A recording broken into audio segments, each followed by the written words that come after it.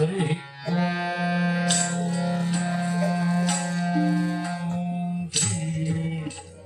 ಗುರುಭ್ಯೋ ನಮಃ.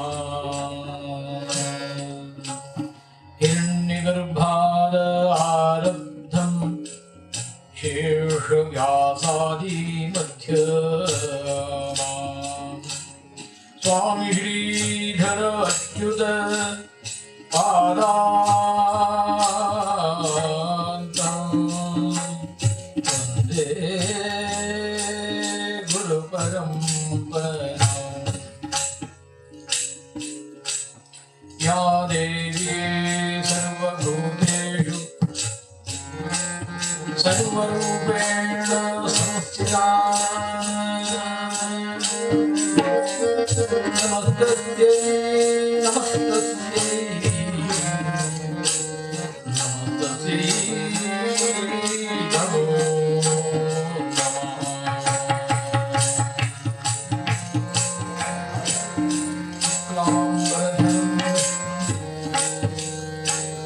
ಶಶಿವರ್ಣಂ ಚತುರ್ಭುಜಂ ಪ್ರಸನ್ನವದನಂ ಧ್ಯಾಯೇತ್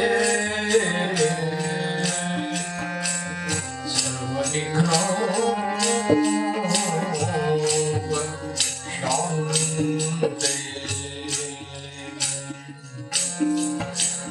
ರಾಮಾಯ ರಾಮಭದ್ರಾಯ ರಾಮಚಂದ್ರಾಯ ವೇಧಸೇ ರಘುನಾಥಾಯ ನಾಥಾಯ ಸೀತಾಯಾಃ ಪತಯೇ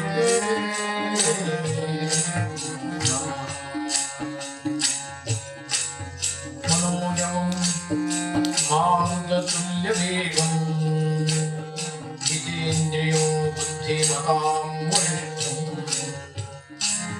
वातात्मजो वा नरयूथमुख्यं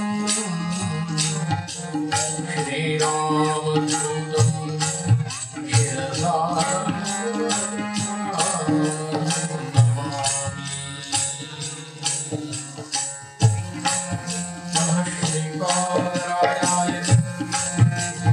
नमस्ते व्यासयोगिने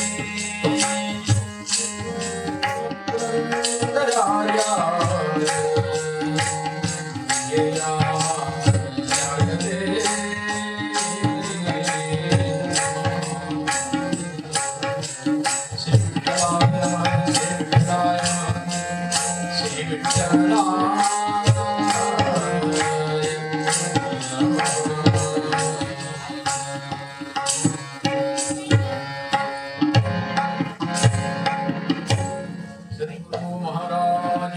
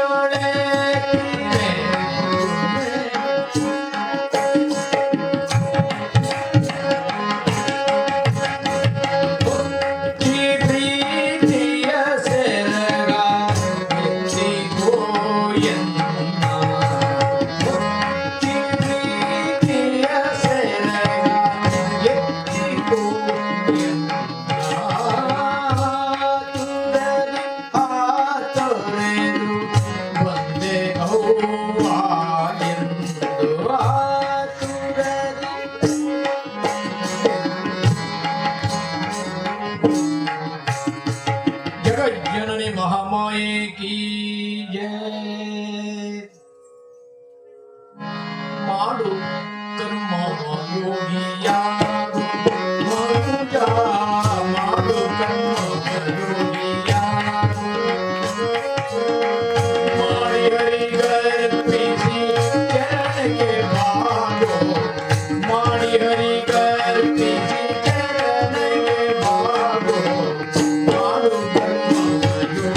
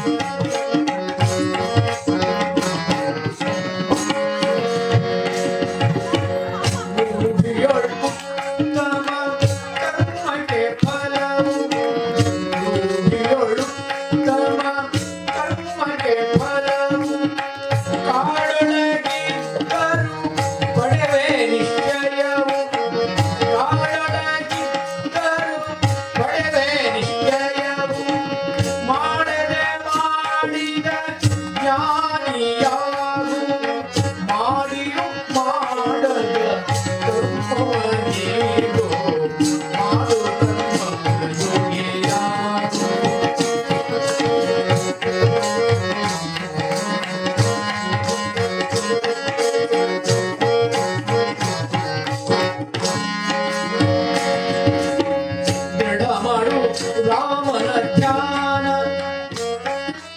ಜ್ಞಾನ ಹೆಚ್ಚಿಸ್ತಾರೆ ಬದುಕಲ್ಲಿ ಹೇಗಿರಬೇಕು ದೃಢ ಮಾಡು ರಾಮನ ಧ್ಯಾನ ಪಡೆವೇ ಮಹಾಫಲ ಇಲ್ಲ ಅನುಮಾನ ಪಡೆವೇ ಮಹಾಫಲ ಇಲ್ಲ ಅನುಮಾನ ಕೊಡದಿರುವನೆ ಹರಿ ಕರುಣ ನಿಧಾನ ಕೊಡದಿರುವನೆ ಹರಿ ಕರುಣ ನಿಧಾನ ದೃಢವಂತಿ ಕರುಣ ನಾರಾಯಣ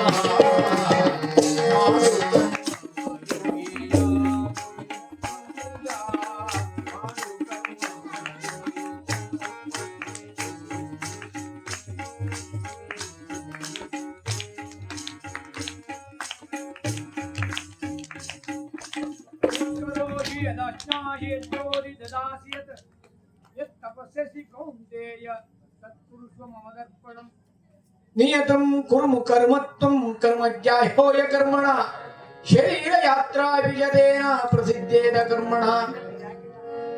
ಕರ್ಮದಲ್ಲಿ ಎರಡು ವಿಧ, ಒಂದು ಕಾಮ್ಯ ಕರ್ಮ, ಒಂದು ಪ್ರಾಪ್ತ ಕರ್ಮ. ಕಾಮ್ಯ ಕರ್ಮ ಬೇಕಾದ್ರೂ ಮಾಡಬಹುದು, ಬೇಡದವ್ರು ಬಿಡಬಹುದು. ಭಗವದ್ಗೀತೆಯಲ್ಲಿ ಹೇಳ್ತಾನೆ ಇದನ್ನೇ ಭಗವಂತ. ಸನಾತನ ವೈದಿಕ ಧರ್ಮದ ವೇದಾಂತದ ನವನೀತ ಶ್ರೀಮದ್ ಭಗವದ್ಗೀತ. ಭಗವದ್ಗೀತಾ ಬೋಧನೆ ಮಾತ್ರ ಮಾಡುವುದಲ್ಲ, ನೀನು ಅನುಷ್ಠಾನ ಮಾಡು ಅಂತ ಹೇಳ್ತದೆ. ಕರ್ಮ ಮಾಡು. ಕರ್ಮದಲ್ಲಿ ಎರಡು ವಿಧ. ನೀನು ಕರ್ಮ ಮಾಡಲೇಬೇಕು. ಸುಮ್ಮನೆ ಕೂತ್ಕೊಂಡು ಕೂಡ ಅದೊಂದು ಕರ್ಮವೇ ಆಗ್ತದೆ. ಕರ್ಮ ಇಲ್ಲದೆ ನಿನಗೆ ಮೋಕ್ಷ ಇಲ್ಲ. ಅದು ಕರ್ಮದಿಂದ ಮೋಕ್ಷ ಅಲ್ಲ. ರಮಣ ಮಹರ್ಷಿಗಳು ಹೇಳ್ತಾರೆ, ಕರ್ಮ ಕಿಂಪರಂ ಕರ್ಮ ತಜ್ಜಡಂ. ಕರ್ಮದಿಂದ ಮೋಕ್ಷ ಅಲ್ಲ, ಜ್ಞಾನದಿಂದ ಮೋಕ್ಷ. ಹಾಗಾಗಿ ನೀನು ಕರ್ಮವನ್ನ ಯೋಗಯುಕ್ತವಾಗಿ ಮಾಡು, ಕರ್ಮ ಕಾಂಡಿಯಾಗಿ ಮಾಡಬೇಡ. ಅದನ್ನು ಭಗವದ್ಗೀತೆ ಹೇಳ್ತಾನೆ. ಕರ್ಮ ಮಾಡಲೇಬೇಕು. ಯಾರಿದ್ರು ಕೂಡ ಕರ್ಮ ಮಾಡದೆ ತಪ್ಪಿಸ್ಕೊಳ್ಳಿಕ್ಕಾಗೋದೇ ಇಲ್ಲ. ಪ್ರಕೃತಿ ಸಹಜವಾದ ಕರ್ಮ. ಏನು ಮಾಡದೆ ಸುಮ್ಮನೆ ಕೂತ್ಕೊಳ್ತೇವಲ್ಲ ಅದೊಂದು ಕರ್ಮವೇ. ಈಗ ನಾವು ಹರಿಕತೆ ಮಾಡ್ತಾ ಇದ್ದೇವೆ, ಅದೊಂದು ಕರ್ಮ. ನೀವು ಸುಮ್ಮನೆ ಕೂತ್ಕೊಳ್ತಿರಲ್ಲ, ಇದು ದೊಡ್ಡ ಕರ್ಮ. ಜಗತ್ನಲ್ಲಿ ಏನು ಶಿಕ್ಷೆ ಬೇಕಾದ್ರೂ ಕೊಡಬಹುದು, ಮನುಷ್ಯನ ಸುಮ್ಮನೆ ಒಂದು ಕ್ಷಣ ಎಲ್ಲಾದ್ರೂ ಕುಳ್ಳಿರಿಸಿ ಆಗ್ತದೆ ನೋಡಿ, ಸಾಧ್ಯವೆಲ್ಲ ಹುಚ್ಚಿಡಿದು ಹೋಗ್ತದೆ ಮನುಷ್ಯನಿಗೆ. ಮಾನಸಿಕವೂ ಕೂಡ ಕರ್ಮ ಮಾಡ್ತಾನೆ ಇರಬೇಕು, ಆದ್ರೆ ಕರ್ಮ ಕಾಂಡಿಯಾಗಿ ಮಾಡುವುದಲ್ಲ, ಕರ್ಮದ ಯೋಗಿಯಾಗಿ ಮಾಡಬೇಕು.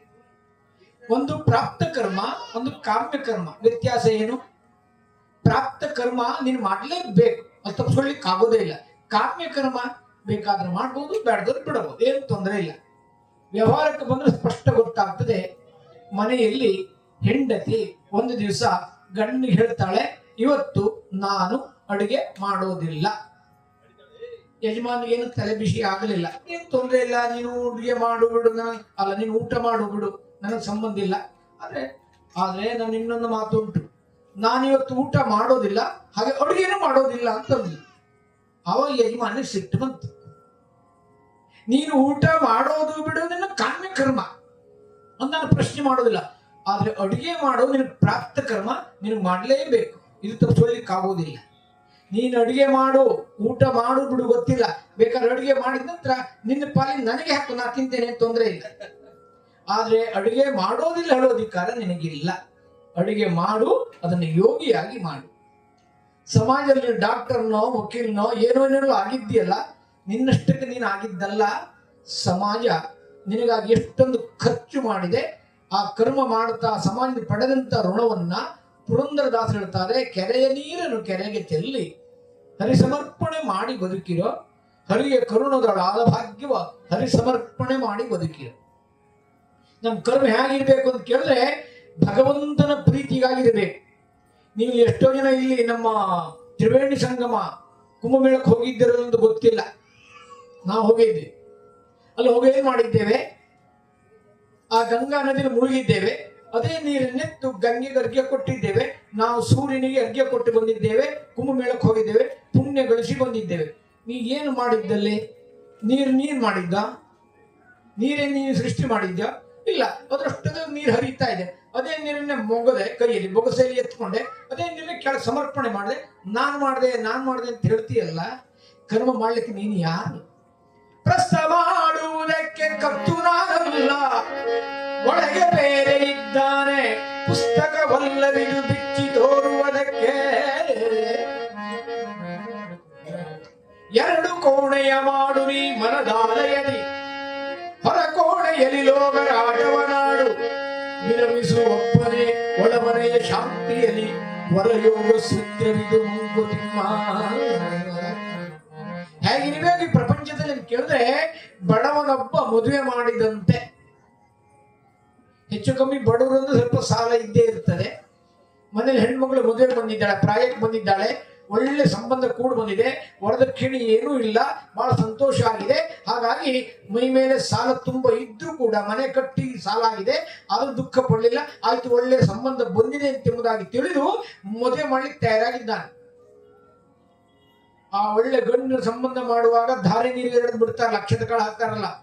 ಅವಾಗ ನಿಮ್ಮನ್ನ ತನ್ನ ಮಗಳು ಕೊಡುವಂತ ಗಂಡನ ಕೈಲಿ, ನೋಡು ನಾನು ಮನೆ ಕಟ್ಟಿದ್ದೇನೆ, ಸಾಲ ತುಂಬ ಮಾಡಿದ್ದೇನೆ ಕಿವಿಲಿ ಹೇಳುದುಂಟು. ಬಂದ ಬೀಗರಿಗೆಲ್ಲ ನೋಡಿ, ನಾನು ಮನೆ ಕಟ್ಟಿದ್ದೇನೆ, ನನ್ನ ಸಾಲ ಭಾರ ಎಷ್ಟಿದೆ ಎಂಬುದಾಗಿ ಪಾಸ್ಬುಕ್ ಏನಾದ್ರು ತೋರಿಸುದುಂಟ? ಇಲ್ಲವೇ ಇಲ್ಲ. ಆ ಮಗಳನ್ನ ಮದುವೆ ಮಾಡಿ ಗಂಡನ ಮನೆ ಕಳಿಸಿದ ನಂತರ ಹೆಂಡತಿ ಮನೆಯಲ್ಲಿ ಕೋಣೆಯಲ್ಲಿ ಅಡುಗೆ ಮಾಡುತ್ತಿರುವಾಗ ಈ ಮನೆ ಹೊರಗೆ ಬಂದು ಕೋಣೆಯಲ್ಲಿ ಒಂದ್ ಕಡೆ ಕೂತ್ಕೊಂಡು ಪಾಸ್ಬುಕ್ ತೆಗೆದು ನೋಡ್ತಾನೆ, ಇಷ್ಟೆಲ್ಲ ಸಾಲ ಮಾಡಿ ಆಗಿದೆ, ತೀರಿಸುವುದು ಹೇಗೆ? ಆ ಮದುವೆ ಸಂತೋಷದಲ್ಲಿ ಸಾಲದ ನೋವು ಇರ್ಲಿಲ್ವೋ? ಇತ್ತು, ಅದ್ರ ಯೋಚನೆ ಇಲ್ಲ. ಆದ್ರೆ ಮಾಡಬೇಕಾದ ಕರ್ತವ್ಯ. ಅದನ್ನ ಡಿ.ವಿ.ಜಿಯವರು ಮಂಕುತಿಮ್ಮನ ಕಗ್ಗದಲ್ಲಿ ಹೇಳ್ತಾರೆ, ಕರ್ಮಯೋಗ ಹೇಗಿರ್ತದೆ. ಸುತೆಯ ಬೆಳೆಸಿ ಪೋಷಿಸಿ ಧನ ಕನಕಗಳೊಡನೆ ಆ ಅನ್ಯರ ಗ್ರಹ ನೀನು ಕಳಿಸ್ಬಿಡ್ತೀಯಲ್ಲ, ನಿನ್ನ ಮಗಳನ್ನ ನೀನು ಮದುವೆ ಮಾಡಿ ಇನ್ನೊಬ್ಬರ ಮನೆ ಕಳುಹಿ ಕೊಟ್ಟ ನಂತರ ಏನಾದ್ರು ಮುಯ್ಯ ಕೇಳುತ್ತೇನೆ, ನೀನು ಏನು ಲಾಭ ಬಯಸ್ತೀಯ? ಕೇಳುವ ಮುಯ್ಯೇನೋ ಏನು ಕೇಳುವುದಿಲ್ಲ, ಅದನ್ನ ಪ್ರೀತಿಯಿಂದ ಮಾಡ್ತೀಯಲ್ಲ, ಅದು ಕರ್ಮದ ಯೋಗ. ಹಾಗಾಗಿ ನೀನ್ ಮಾಡ್ತೀಯಲ್ಲ ಅದು ಯೋಗಿಯಾಗಿ ಮಾಡು, ಭೋಗಿಯಾಗಿ ಮಾಡುವುದಲ್ಲ. ಅದನ್ನ ಜ್ಞಾನಿಗಳು ಎಚ್ಚರಿಸ್ತಾರೆ. ಮಾಡು ಕರ್ಮವ ಯೋಗಿಯ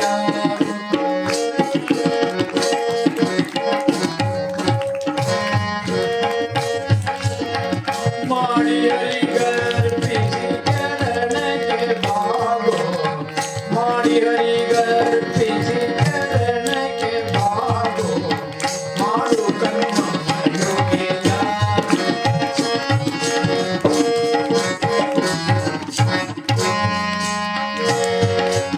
ಆನೆಗೆ ಎರಡು ರೀತಿ ದಂತ ಇರ್ತದೆ. ಒಂದು ಕೋರೆ ಹಲ್ಲು, ಇನ್ನೊಂದು ಒಳಗಿನ ದವಡೆ ಹಲ್ಲು. ಕೋರೆ ಹಲ್ಲಿಂದ ಆನೆಗೆ ಆಹಾರ ತಿನ್ಲಿಕ್ಕೆ ಆಗೋದೇ ಇಲ್ಲ, ಆದ್ರೆ ದವಡೆಯಲ್ಲಿ ತಿನ್ಲಿಕ್ಕೆ ಆಗ್ತದೆ. ಜ್ಞಾನಿಗಳು ಲೋಕದ ಆಕರ್ಷಣೆಗೆ ಕರ್ಮ ಮಾಡ್ತಾರೆ, ಆದ್ರ ಒಳಗೆ ಆ ಜ್ಞಾನ ದೃಷ್ಟಿಯಲ್ಲಿ ನೋಡ್ತಾರೆ. ರಾಮಕೃಷ್ಣ ಪರಮಹಂಸ ಹೇಳ್ತಾರೆ, ಈ ಕರ್ಮ ಯೋಗಿಗಳು ಹೇಗಿರ್ತಾರೆ ಅಂತ ಕೇಳಿದ್ರೆ ಗರಡಿ ಮನೆಯಲ್ಲಿ ವ್ಯಾಯಾಮ ಮಾಡಿದ ಹಾಗೆ. ಗರಡಿ ಮನೆಯಲ್ಲಿ ಗದೆ ಮುದ್ಗರ ಏನೆಲ್ಲ ಇದೆಯೋ ಅದು ಎತ್ತೆತ್ತಿ ಬಿಸಾಕ್ತಾನೆ, ತಿರ್ಸ್ತಾನೆ, ಎಲ್ಲ ಮೈಯಲ್ಲಿ ಸಾಕಷ್ಟು ಬೆವರಿಳಿತದೆ. ಆನಂತರ ಕನ್ನಡಿ ಮುಂದೆ ನಿಂತು ಮೈ ಮಾಂಸಕೊಂಡು ಹೀಗುಬ್ಬುಷಿ ನೋಡ್ತಾನೆ, ನನ್ನ ಮಾಂಸಖಂಡ ಎಷ್ಟು ಬೆಳೆದಿದೆ ಎಂಬುದಾಗಿ. ನಾನು ಗರಡಿ ಕಸರತ್ತೆಲ್ಲ ಮಾಡಿ ನನ್ನ ಗದೆ ಎಷ್ಟು ಸಂದಿದೆ ಅಂತ ನೋಡ್ತಾನೋ, ಖಡ್ಗ ಎಷ್ಟು ಸಂದಿದೆ ಅಂತ ನೋಡ್ತಾನೋ, ಹಾಗೆ ಕರ್ಮ ಮಾಡಿ ಮಾಡಿ ಲೋಕದ ಉದ್ಧಾರ ಮಾಡ್ಲಿಕ್ಕೆ ನೀನು ಅಧಿಕಾರ ಇಲ್ಲ.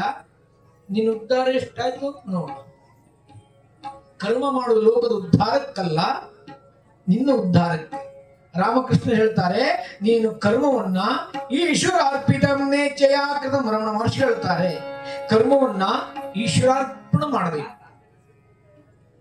ಕರ್ಮ ಮಾಡ್ತೇವಲ್ಲ ಅದು ಭಗವಂತನ ಸಮರ್ಪಣೆ ಮಾಡಿದಾಗ ಕರ್ಮಕ್ಕೆ ಆನಂದ ಇರುತ್ತದೆ. ಇದು ಭಗವದ್ಗೀತೆ ಸುಮ್ಮನೆ ಉಪದೇಶ ಮಾಡಿಲ್ಲ, ನಮ್ಮ ಜೀವನದಲ್ಲಿ ಉಂಟು. ಉಂಟಂತೆಲ್ಲ ಉಂಟು. ಮನೆಯಲ್ಲಿ 9 ತಿಂಗಳ ಹೊತ್ತು ಹೆತ್ತು ಸಾಕಿ ಸಲಹಿದ್ದಾಳೆ ತಾಯಿ. ಆ ಮಗು ಹಠ ಮಾಡಿದಾಗ, ಹೇಸಿಗೆ ಮಾಡ್ಕೊಂಡಾಗ, ಹೋಗ ನೀನ್ ಅಮ್ಮನ ಹತ್ರ, ನೀನ್ ಅಮ್ಮನ ಹತ್ರ ಹೋಗ. ಆ ಮಗು ಹೇಸಿಗೆ ಮಾಡ್ಕೊಂಡಾಗ ಅಮ್ಮ ಬರ್ಬೇಕು. ಆ ಮಗು ಸ್ನಾನ ಮಾಡಿಸಿ ಹೊಸ ಬಟ್ಟೆ ತೊಡಿಸಿ ಬಿಸ್ಕೆಟ್ ಕೊಟ್ಟಾಗ ಆ ಬಿಸ್ಕೆಟ್ ನಿಂತ ನಗಾಡ್ತಾ ಇದ್ದಾಗ ಆಗ ಹೇಳ್ತಾನೆ, ನನ್ನ ಮಗ ಬಾ ಬಾ ಬಾ. ಆ ಮಗು ಹೇಸಿಗೆ ಮಾಡ್ಕೊಂಡಾಗ ನಿನ್ನ ಮಗ ಅಲ್ವೇ? ಹೌದು. ಆದ್ರೆ ಆ ತಾಯಿಗೆ ಆ ಮಗು ಹೇಸಿಗೆ ಮಾಡ್ಕೊಂಡಿದೆ, ಮೂಗಲ್ಲಿ ಮುಸುಮಳ ಬಂದಿದೆ, ಕಣ್ಣೀರು ಸುರಿಸ್ತಾ ಇದೆ. ಆ ಕೆನ್ನೆ ಮೇಲೆ ಕಣ್ಣೀರು ಇರುವಾಗ ತಾಯಿ ಒಂದು ಮುತ್ತು ಕೊಡ್ತಾಳೆ, ಅದು ಏನು ಸುಲಭ ಗೊತ್ತಿಲ್ಲ. ಇಷ್ಟೆಲ್ಲ ಸೇವೆ ಮಾಡಿದ ನಂತರ ಶಾಲೆಗೆ ರಿಜಿಸ್ಟರ್ ಮಾಡುವಾಗ ಅಪ್ಪನ ಹೆಸರು ಹಾಕ್ತಾನೆ. ಎಂದಾದರೂ ತಾಯಿ, ನಾನು ಇಂತಿಷ್ಟೊತ್ತು ನಿನ್ನ ಬೆಳೆಸಿದ್ದೇನೆ, ಸಾಕಿ ಸಲಿದ್ದೇನೆ, ನನ್ನ ಹೆಸರು ಯಾಕೆ ಬರೀಲಿಲ್ಲ, ಜಗಳಾಡಿದ್ದುಂಟ? ಸಕಾಲವೆಲ್ಲವೂ ಹರಿಯ ಸೇವೆಯಂತೆ,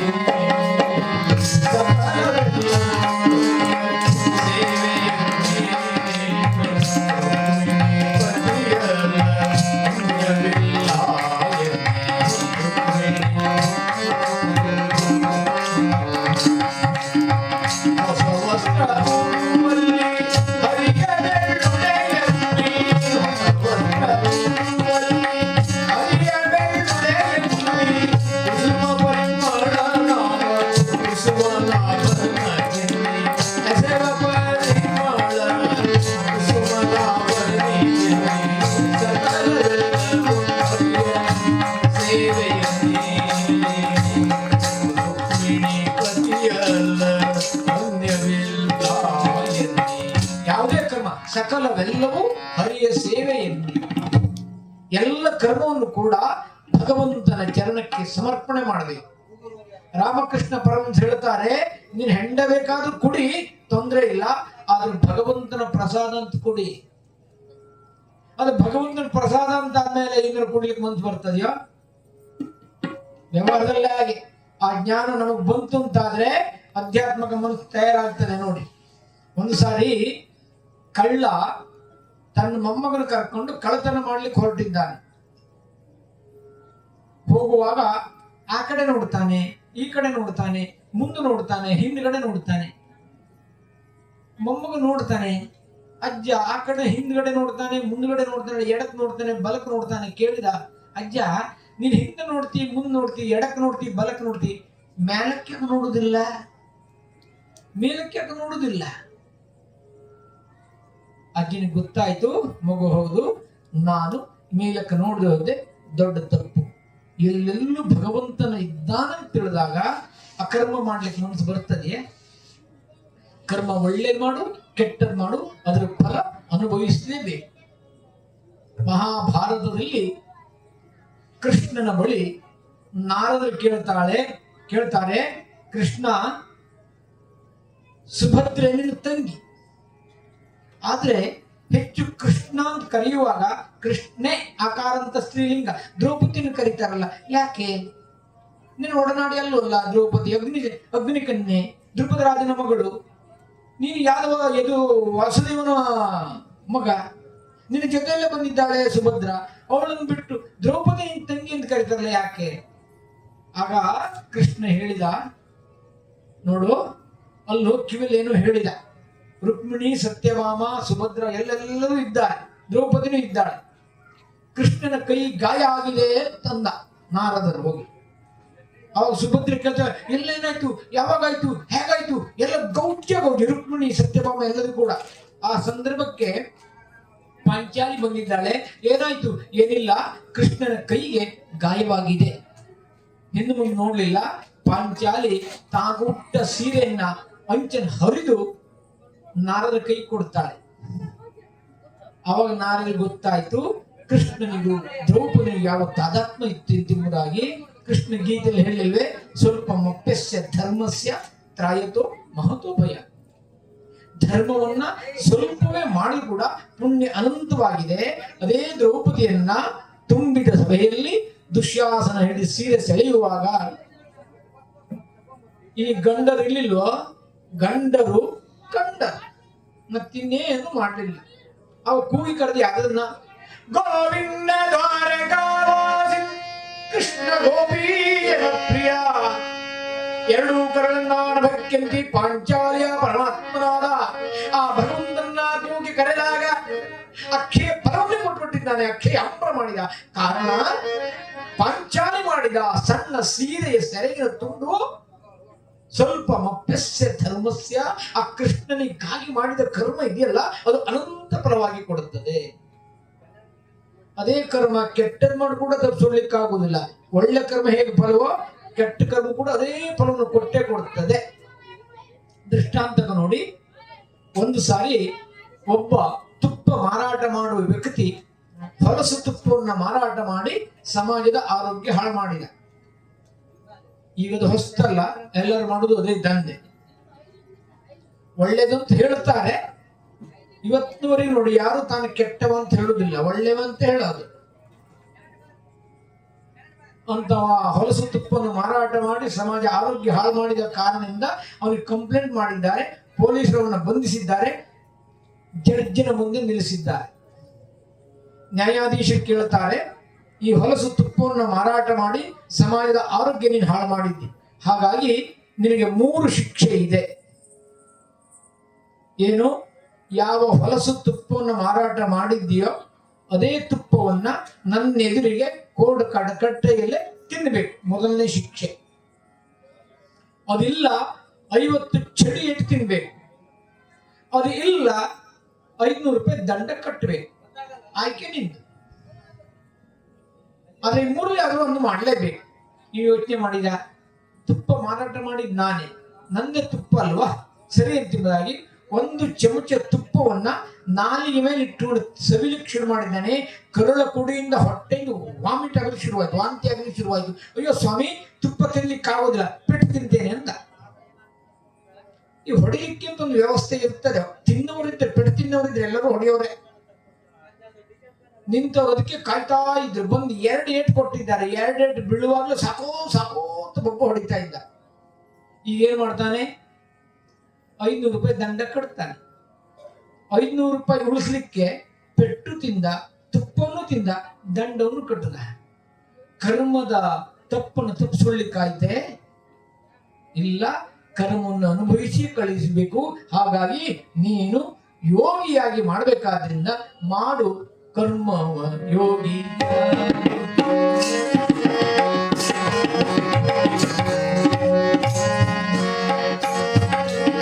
ಸಂಸಾರ ಮಾಡು ಕರ್ಮವ ಯೋಗಿಯಾಗ, ಇದೆಲ್ಲ ಭಗವದ್ಗೀತೆಲ್ಲ ಆಯ್ತಲ್ವೇ? ಅದು ನಮ್ಮ ಜೀವನದಲ್ಲೇ ಈಗ ಹತ್ರ ಬರೋಣ. ಭಗವದ್ಗೀತೆ ನಮ್ಮ ಬದುಕಿನಲ್ಲೇ ಇದೆ, ಆದ್ರೆ ನಾವು ಅದನ್ನು ಯೋಚನೆ ಮಾಡೋದಿಲ್ಲ. ನಾವು ಇಲ್ಲಿಂದ ತುಂಗಾ ನದಿಗೆ ಮೊನ್ನೆ ಆರತಿ ಅಂತ ಮಾಡಿದ್ದೇವಲ್ಲ, ಮಾಡುವಾಗ ಮೊದಲು ತುಂಗಾ ನದಿಯಲ್ಲಿ ಮುಳುಗಿ ಆರತಿ ಮಾಡಿದ್ದೇವೆ, ಸ್ನಾನ ಮಾಡಿದ್ದೇವೆ. ಇಡೀ ತುಂಗಾ ನದಿಯನ್ನೇ ತಲೆ ಮೇಲೆ ಹೊತ್ಕೊಂಡು ಮುಳುಗಿದ್ದೇವೆ. ಭಾರ ಆಗಿದ್ಯಾ? ಯಾರಾದ್ರು ಭಾರ ಅಂತ ಹೇಳಿದ್ದಾರ? ತುಂಗಾ ನದಿ ಮುಳುಗಿದ್ರೆ ನೀರು ನನ್ನ ತಲೆ ಮೇಲೆ ಭಾರ ಇರ್ತದೆ, ಹಾಗಾಗಿ ತುಂಗಾ ನದಿ ನಾನು ಮುಳುಗುದಿಲ್ಲ ಅಂತ ಹೇಳಿ ಯಾರು ಹೇಳಿದ್ದು ಉಂಟಾ? ಇಲ್ಲ. ಅದೇ ವ್ಯಕ್ತಿಗೆ ಮನೆಯಲ್ಲಿ ಮಾವ ಹೇಳ್ತಾನೆ, ಅಮ್ಮ ಒಂದು ಕೊಡಪ್ಪ ನೀರು ಎತ್ಕೊಂಡು ಬಾ ಅಂದ್ರೆ, ಮಾವನವರೇ ನನ್ನ ಹತ್ರ ಆಗುದಿಲ್ಲ, ನನ್ನ ಕೈ ನೋಯ್ತಾ ಇದೆ, ಸೊಂಟ ಹುಡುಕಿದೆ, ನೀರು ಎತ್ತಲಿಕ್ಕೆ ಆಗುವುದಿಲ್ಲ. ಅದೇ ಸೊಸೆಗೆ ಮಾವ ಮನೆಯಲ್ಲಿ ಗಂಧ ತೆಗೆಯುವ ಕಲ್ಲನ್ನ ದೀಪಾವಳಿ ಹಬ್ಬಕ್ಕೆಂಬುದಾಗಿ ಅದಕ್ಕೆ ಬಂಗಾರದ ಕವರಿಂಗ್ ಮಾಡಿ, ಆ ಬಂಗಾರ ಚೇಂಜ್ ಮಾಡಿ ದೀಪಾವಳಿ ಕಾಣಿಕೆ ಎಂಬುದಾಗಿ ಸೊಸೆ ಕುತ್ತಿಗೆ ಹಾಕಿದ್ರೆ ನಿಂತಲ್ಲೇ 3 ಸುತ್ತು ಗಿರಿಗುಡ್ಡ ತಿರುಗ್ತಾಳೆ. ಅತ್ತೆ ಮಾವ ಎಲ್ಲರಿಗೂ ಭಕ್ತಿ ನಮಸ್ಕಾರ ಮಾಡ್ತಾಳೆ. ಬೆಳಗ್ಗೆಯಿಂದ ಸಂಜೆವರೆಗೂ ಕೂಡ ಕುತ್ತಿಗೆ ಮೇಲೆ ಹಾಕೊಂಡೇ ತಿರುಗಿದ್ದಾಳೆ. ಭಾರ ಅಲ್ಲ. ಒಳಗಿದ್ದ ಗಂಧದ ಕಲ್ಲು, ಅದು ಗಂಧ ತೆಗೆಯೋ ಕಲ್ಲು, ಅದಕ್ಕೆ ಬಂಗಾರದ ಕವರ್ ಕೊಟ್ಟಿದ್ದಾರೆ, ಅದು ಭಾರ ಆಗೋದಿಲ್ಲ. ಎಲ್ಲಿ ಕರ್ಮ ವಿಶಾಲವಾಗುತ್ತದೆಯೋ ಅಲ್ಲಿ ಭಾರ ಅಂತ ಅನಿಸೋದೇ ಇಲ್ಲ. ಎಲ್ಲಿ ಕರ್ಮ ಸ್ವಾರ್ಥವಾಗ್ತದೆಯೋ ಅಲ್ಲಿ ಭಾರ ಅಂತ ಅನಿಸ್ತದೆ. ಹಾಗಾಗಿ ನೋಡಿ, ಮನೆಯಲ್ಲಿ ಯಾವುದೇ ತಾಯಿಗೆ ತನ್ನ ಮಕ್ಕಳ ಸೇವೆ ಮಾಡಿ ಸಾಕಾಯ್ತು ಅಂತ ಅನಿಸ್ಲೇ ಇಲ್ಲ. ಅದೇ ಗಂಡಂದ್ರಿಗೆ ಯಜಮಾನ್ರಿಗೆ ತಿಂಡಿ ಮಾಡಿದ್ರೆ, ಇವತ್ತು ಏನು ಮಾಡ್ಲಿಕ್ಕೆ ಆಗೋದ್ರಲ್ಲಿ, ನಿನ್ನೆ ಮಾಡಿದ ಸಾರ ಇದೆ, ಒಂದು ಒಗ್ಗರಣೆ ಕೊಡ್ತೇನೆ, ಊಟ ಮಾಡಿ. ತಾಯಿ ತನಗೆ ಸಾಕಾಯ್ತು ಅಂತ ಹೇಳಿದ್ದಾಳ? ಹಾಗಾದ್ರೆ ನೀನು ಕರ್ಮವನ್ನ ಯೋಗಮಯ ಮಾಡಿದಾಗ, ಯೋಗ ಅಂದ್ರೆ ಯುಜ್ ಎಂಬ ಧಾತುವಿನಿಂದ ಯೋಗ ಶಬ್ದ ಉತ್ಪತ್ತಿಯಾಗಿದೆ. ಯುಜ್ ಅಂದ್ರೆ ಕೂಡಿಸು, ಸೇರಿಸು, ಒಂದಾಗಿಸು. ನಾವು ಯೋಗಿಯಾಗಿ ಮಾಡ್ತಾ ಇಲ್ಲ, ಭೋಗಿಯಾಗಿ ಮಾಡ್ತಾ ಇದ್ದೇವೆ. ಹೇಗೆ ಅಂತ ಕೇಳಿದ್ರೆ, ಜೀವನದಲ್ಲಿ ಮೊಟ್ಟ ಮೊದಲು ಕಲ್ತಿದ್ದಾನೆ, ಒಳ್ಳೆ ಜಾಬ್ ಸಿಕ್ಕಿದೆ. ಆ ಮೊದಲು ಜಾಬ್ ಸಿಕ್ಕಿದಾಗ, ಉದ್ಯೋಗ ಸಿಕ್ಕಿದಾಗ ಏನು ಖುಷಿ. ಬೆಳಗ್ಗೆ 10 ಗಂಟೆಗೆ ಸಮಯ ಇದ್ರೆ 9 ಗಂಟೆಗೆ ಆಫೀಸಿಂದ ಹೊರಟಿದ್ದಾನೆ. ಏನು ಕೆಲಸ, ಏನು ಸಂತೋಷ, ಬಹಳ ಖುಷಿಯಿಂದ ಮಾಡ್ತಾನೆ. ಅದೇ 4 ತಿಂಗಳಾಗಲಿ ಅದೇ ಕೆಲಸ, ಅದೇ ಪೆನ್ನು, ಅದೇ ಟೇಬಲ್, ಅದೇ ಕೂರ್ಚೆ, ಅದೇ ಲೆಕ್ಕಪತ್ರ. ಆವಾಗ ಅವನಿಗೆ ಏನು ಶುರುವಾಗ್ತದೆ?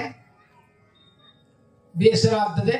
ಮಧ್ಯೆ ಕಾಫಿ ಕುಡಿಬೇಕಾಗ್ತದೆ, ಮಧ್ಯೆ ಲ್ಯಾಟ್ರಿನಿಗೆ ಹೋಗ್ಬೇಕಾಗ್ತದೆ. ಮೊದಲದು ಇರಲಿಲ್ಲ.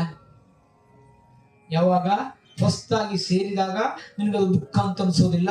ಅದನ್ನು ಮಾಡ್ತಾ ಮಾಡ್ತಾ ನಾವು ಕರ್ಮದ ಕಾಂಡಿಯಾಗಿರ್ತೇವೆ. ಅದೇ ವ್ಯಕ್ತಿ ಭಾನುವಾರ ಮನೆಗೆ ಬಂದಾಗ ಯಜಮಾಂತಿ ಹೇಳ್ತಾಳೆ, ಕೆಲಸ ಮಾಡಿ ಸಾಕು ಅಂದ್ರೆ ಅವನಿಗೇನು ಆಯಾಸ ಇಲ್ಲ. ಬೆಳಗ್ಗೆಯಿಂದ ಸಂಜೆವರೆಗೂ ಕೆಲಸ ಮಾಡ್ತಾನೆ, ಏನು ದುಃಖ ಇಲ್ಲ, ಪಗಾರ ಇಲ್ಲ.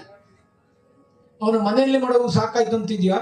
ಅದೇ ಆಫೀಸಲ್ಲಿ ಕೆಲಸ ಮಾಡುವಾಗ ತಳ್ಳಿರಿ ಬೋರ್ಡ್ ಇರ್ತದೆ, ಕೆಳಗಡೆಯಿಂದ ಮೇಲ್ಗಡೆಯಿಂದ ಅಲ್ಲ. ಹಾಗಾದ್ರೆ ಕರ್ಮವನ್ನ ಯೋಗಮಯ ಮಾಡಿಕೊಂಡಾಗ ಜೀವನಕ್ಕೆ ಬಂಧನ ಇಲ್ಲ. ಹಾಗೆ ಬದುಕಿದವನೇ ರಾಮಾಯಣದ ಭರತ ರಾಮ. ಭರತ ಮಾಡಿಯೂ ಮಾಡದವ, ರಾಮ ಮಾಡದೆ ಮಾಡಿದ ಅಂತ ರಾಮಾಯಣದ ಅಯೋಧ್ಯಾಕಾಂಡದ ಪಾದುಕಾ ಪಟ್ಟಾಭಿಷೇಕ ವರ್ಣನೆ ಮಾಡ್ಲಿಕ್ಕಾಗ್ತದೆ. ಕೀರ್ತನಾ ಪದ್ಧತಿ ಎಲ್ಲರೂ ಕರೆದಾಡುತ್ತಂತೆ. ಶ್ರೀರಾಮ ಜಯ ರಾಮ ಜಯ ಜಯ ರಾಮ, ಶ್ರೀರಾಮ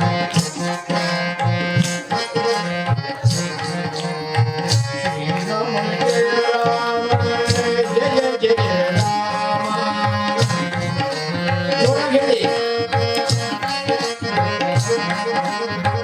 ಶ್ರೀರಾಮ ಜಯ ರಾಮ ಜಯ ಜಯ ರಾಮ,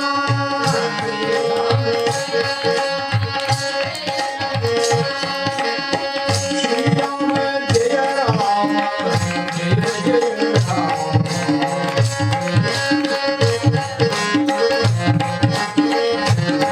ಜೋರಾಗಿ ಹೇಳಬೇಕು. ರಾಮನಾಮಕ್ಕೆ ಅದ್ಭುತವಾದ ಶಕ್ತಿ ಇದೆ. ಶ್ರೀರಾಮ ಜಯ ರಾಮ ಜಯ ಜಯ ರಾಮ ಈ ಮಂತ್ರವನ್ನೇ ರಾಮಕೃಷ್ಣ ಪರಮಹಂಸರು ಸ್ವಾಮಿ ವಿವೇಕಾನಂದರಿಗೆ ಉಪದೇಶ ಮಾಡಿದ್ದು. ಅವರು ಉಪದೇಶ ಮಾಡಿದ್ದನ್ನು ನಾನು ಹೇಳೋದು, ನಾನು ಉಪದೇಶ ಮಾಡೋದಲ್ಲ. ಅವ್ರು ಹೇಳಿದ್ದನ್ನು ನಾವು ಹೇಳ್ತೇವೆ. ಹೇಗೆ ನಾವು ಹೇಳಿದ್ದನ್ನು ಮಾಯ್ಕ ನಿಮಗೆ ಕೇಳಿಸ್ತದೆಯೋ ಹಾಗೆ ಆ ಗುರುಗಳು ಹೇಳಿದ್ದನ್ನು ನಮ್ಮ ಬಾಯಿನ ಭಗವಂತ ನುಡಿಸ್ತಾನೆ. ಹಾಗಾಗಿ ಅದನ್ನು ಕೂಡ ನೀವು ಹೇಳಬೇಕು.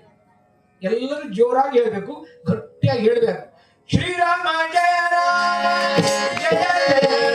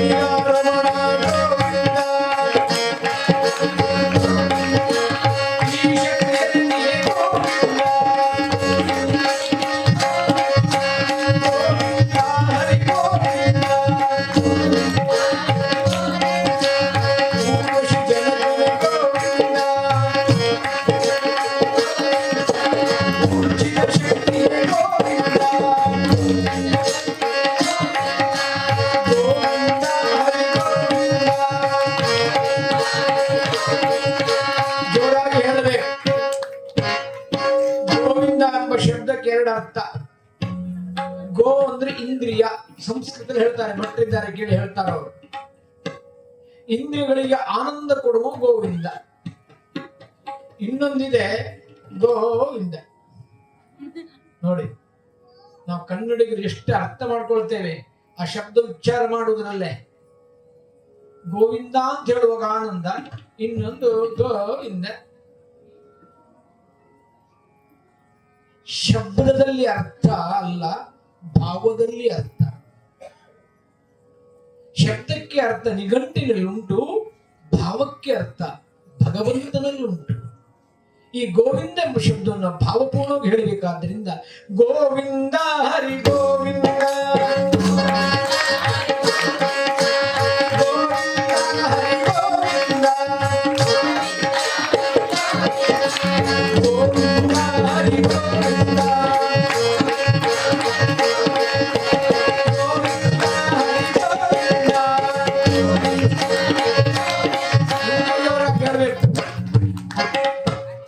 ನಿಮ್ಮ ಹತ್ರ ಭಜನೆ ಹೇಳ್ಲಿಕ್ಕೆ ನಾನು ಬರೋದಿಲ್ಲ. ಬಾಳಿ ಬಡಿಸಿದವರು ಊಟ ಮಾಡಿಸ್ಲಿಕ್ಕೆ ಬರೋದಿಲ್ಲ, ನೀವೇ ಊಟ ಮಾಡಬೇಕು. ಹಾಗೆ ಭಜನೆ ಶುರು ಮಾಡಿದ್ ನಾವು, ಮುಂದುವರಿಸಬೇಕಾದವ್ರು ನೀವು. ಅದು ಜವಾಬ್ದಾರಿ ನಿಮ್ಮಲ್ಲಿದೆ. ಜೀವನದಲ್ಲಿ ಎರಡಕ್ಕೆ ಮಹತ್ವ.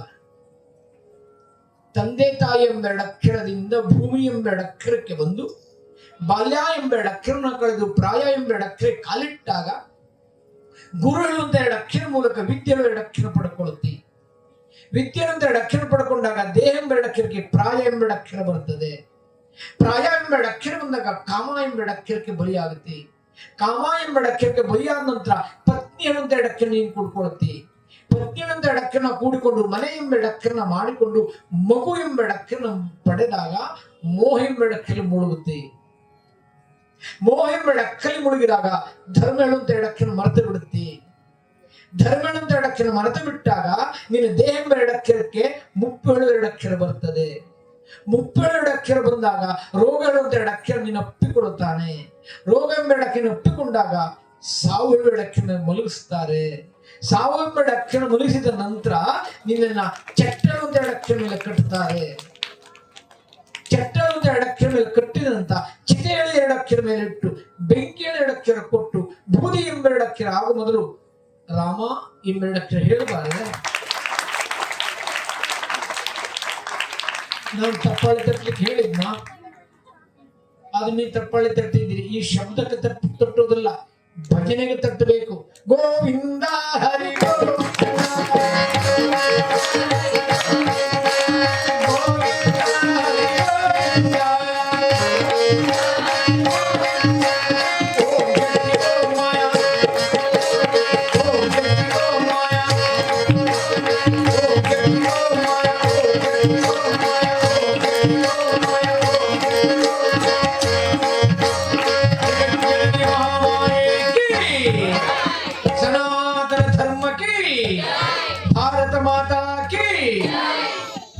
ಸುತ ಹನುಮಾನಕ್ಕೆ ಶ್ರೀರಾಮಚಂದ್ರ ಸೀತಾಮಾತೆಯೊಡಗೂಡಿಕೊಂಡು ಅರಣ್ಯವಾಸಕ್ಕೆ ಪ್ರವೇಶ ಮಾಡ್ತಾ ಇದ್ದಾನೆ. ಸೀತಾಮಾತೆ ಹೇಳಿದ್ದಾಳೆ ತಾನು ಬರುತ್ತೇನೆ ಎಂಬುದಾಗಿ. ಆದರೆ ಸೀತಾಮಾತೆಯನ್ನು ಹೊರಟಿದ್ದಾಳೆ. ಲಕ್ಷ್ಮಣ ತನ್ನ ಪತ್ನಿ ಊರ್ಮಿಳೆಗೆ ಹೇಳಿರಲಿಲ್ಲ, ತನ್ನ ಪತ್ನಿಗೆ ತಿಳಿಸಬೇಕೆಂಬುದು ಹೊರಟಿದ್ದ. ಅದು ಮೂಲ ರಾಮಾಯಣದಲ್ಲಿಲ್ಲ. ಸಾಕೇತ ಎಂಬ ಕಾವ್ಯದಲ್ಲಿ ಮೈತ್ರಿ ಶರಣಗುಪ್ತ ಉಲ್ಲೇಖ ಮಾಡ್ತಾನೆ. ತನ್ನ ಹೆಂಡತಿ ಹತ್ರ ಹೇಳಬೇಕೆಂಬುದು ಹೊರಟಾಗ ಆ ಊರ್ಮಿಳ ಒಳ್ಳೆ ಚಿತ್ರಕಾರಳಾಗಿದ್ಲಂತೆ. ಆ ಚಿತ್ರ ಬಿಡಿಸುವಾಗ ಆ ಲಕ್ಷ್ಮಣ ಹತ್ರಕ್ಕೆ ಹೋಗ್ತಾನೆ. ಬಂದಿದ್ದಾನೆ ಅಂತ ತಿರುಗಿ ನೋಡುವಾಗ ಆ ಲಕ್ಷ್ಮಣ ಕೈ ತಾಗಿ ಆ ಚಿತ್ರದ ಮೇಲೆ ಬಣ್ಣ ಬಿದ್ದು ಆ ಚಿತ್ರ ಹಾಳಾಗ್ತದೆ. ಆಗ ಲಕ್ಷ್ಮಣ ಹೇಳ್ತಾನೆ, ಊರ್ಮಿಳೆ ಹೇಳ್ತಾಳೆ, ನೋಡಿ ನಾನು ರಾಮನ ಪಟ್ಟಾಭಿಷೇಕಕ್ಕೆ ನನ್ನ ಅಕ್ಕನಿಗೆ ನನ್ನ ಭಾವನವರಿಗೆ ರಾಮಚಂದ್ರ ದೇವರಿಗೆ ಈ ಭಾವಚಿತ್ರನ ಸಮರ್ಪಣೆ ಮಾಡಬೇಕು ಅಂತ ಮಾಡಿದ್ದೆ, ನೀವು ಬಂದು ಈ ಚಿತ್ರನ ಹಾಳು ಮಾಡಿದ್ದೀರಿ. ಆಗ ಲಕ್ಷ್ಮಣ ಹೇಳ್ತಾನೆ, ಊರ್ಮಿಳ ನಿನ್ನ ಚಿತ್ರ ಮಾತ್ರ ಅಲ್ಲ, ಅಯೋಧ್ಯೆ ಚಿತ್ರವೇ ಹಾಳಾಗಿದೆ. ನಾನು ಅರಣ್ಯಕ್ಕೆ ಹೋಗ್ತೇನೆ, ನಿನ್ನ ಒಪ್ಪಿಗೆ ಪಡೀತಾ ಇದ್ದೇನೆ. ಊರ್ಮಿಳ ನೋಡಿ, ಸೀತೆ ರಾಮನ ಜೊತೆನೂ ಬಂದಿದ್ದಾಳೆ. 14 ವರ್ಷ ಊರ್ಮಿಳ ಲಕ್ಷ್ಮಣಿಗಾಗಿ ನಿಂತೆ ತಪಸ್ಸನ್ನು ಮಾಡ್ತಾ ಇದ್ದಂತೆ. ಅದಕ್ಕಾಗಿಯೇ ಒಂದು ಪುರುಷನ ಹಿಂದೆ ಒಂದು ತಾಯಿಯ ತ್ಯಾಗ ಅಡಗಿದೆ. ಅದಕ್ಕಾಗಿ ದರ ಬೇಂದ್ರೆ ಹೇಳ್ತಾರೆ, ಮಾತಿಗೆ ನಮೋ ವಿಶ್ವಜ್ಯೋತಿಗೆ ನಮೋ ಅಂತ ತ್ಯಾಗ ಮಾಡಿದ ಊರ್ಮಿಳ ಸೀತಾಮಾತೆಯನ್ನು ಅಡಗೂಡಿಕೊಂಡು ರಾಮ ಮುಂದಕ್ಕೆ ಬರುತ್ತಾ ಇದ್ದಾನೆ. ಬರುತ್ತಿರುವಂತೆ ತಮಸಾ ನದಿಯ ತೀರದಲ್ಲಿ ಅಂದಿನ ರಾತ್ರಿ ಮಲಗಿದ್ದಾರೆ.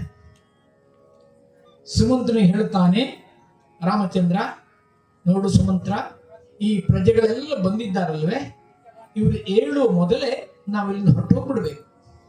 ಯಾಕೆ ಅಂತ ಕೇಳಿದ್ರೆ, ನಾಳೆ ಇವರೆಲ್ಲ ನನ್ನ ಜೊತೆ ಅಯೋಧ್ಯೆ ಬಿಟ್ಟು ಅರಣ್ಯಕ್ಕೆ ಬಂದರೆ ನನ್ನ ತಂದೆ ಹೇಳಿದ್ದು ನನಗೆ ಮಾತ್ರ ಸನ್ಯಾಸಿಯಾಗಿ ಹೋಗ್ಲಿಕ್ಕೆ, ತಾಪಸಿ ವೇಷದಿಂದ, ಪ್ರಜೆಗಳಿಗೆ ಹೇಳಲಿಲ್ಲ. ಹಾಗಾಗಿ ನಾನು ಕೊಟ್ಟ ಮಾತಿಗೆ ನಡ್ಕೊಳ್ಬೇಕು ಹೊರತು ಅದಕ್ಕೆ ಪ್ರಜೆಗಳನ್ನು ನಾವು ಶಿಕ್ಷಿಸದ ಅವಶ್ಯಕತೆ ಇಲ್ಲ, ಅವ್ರನ್ನ ಕರ್ಕೊಂಡು ಹೋಗೋ ಅವಶ್ಯಕತೆಯೂ ಇಲ್ಲ. ಹಾಗಾಗಿ ಇವರು ಗೊತ್ತಿರದಂತೆ ಹೊರಡಬೇಕೆಂಬುದಾಗಿ ಸುಮಂತನಿಗೆ ಹೇಳಿಸಿ ಮಧ್ಯರಾತ್ರಿ ಸ್ವಲ್ಪ ದೂರ ಅಯೋಧ್ಯೆ ಕಡೆಗೆ ರಥ ಹೋದಂತೆ ಮಾಡಿ ಅಲ್ಲಿಂದ ತಿರುಗಿಸಿ ಹೊರಟುಬಿಡ್ತಾನೆ. ಬೆಳಿಗ್ಗೆ ಎದ್ದು ನೋಡ್ತಾರೆ, ರಾಮ ಅಯೋಧ್ಯೆ ಪ್ರಜೆನೆಲ್ಲ ತ್ಯಾಗ ಮಾಡಿ ಹೊರಟುಬಿಟ್ಟಿದ್ದಾನೆ. ಪ್ರಜೆಗಳು ದುಃಖಪಟ್ಟರಂತೆ. ಅದನ್ನು ಸಮರ್ಥ ರಾಮದಾಸರು ತನ್ನ ಸಾಹಿತ್ಯ ಹೇಳ್ತಾರೆ, ಪ್ರಪಂಚ ಪಡದ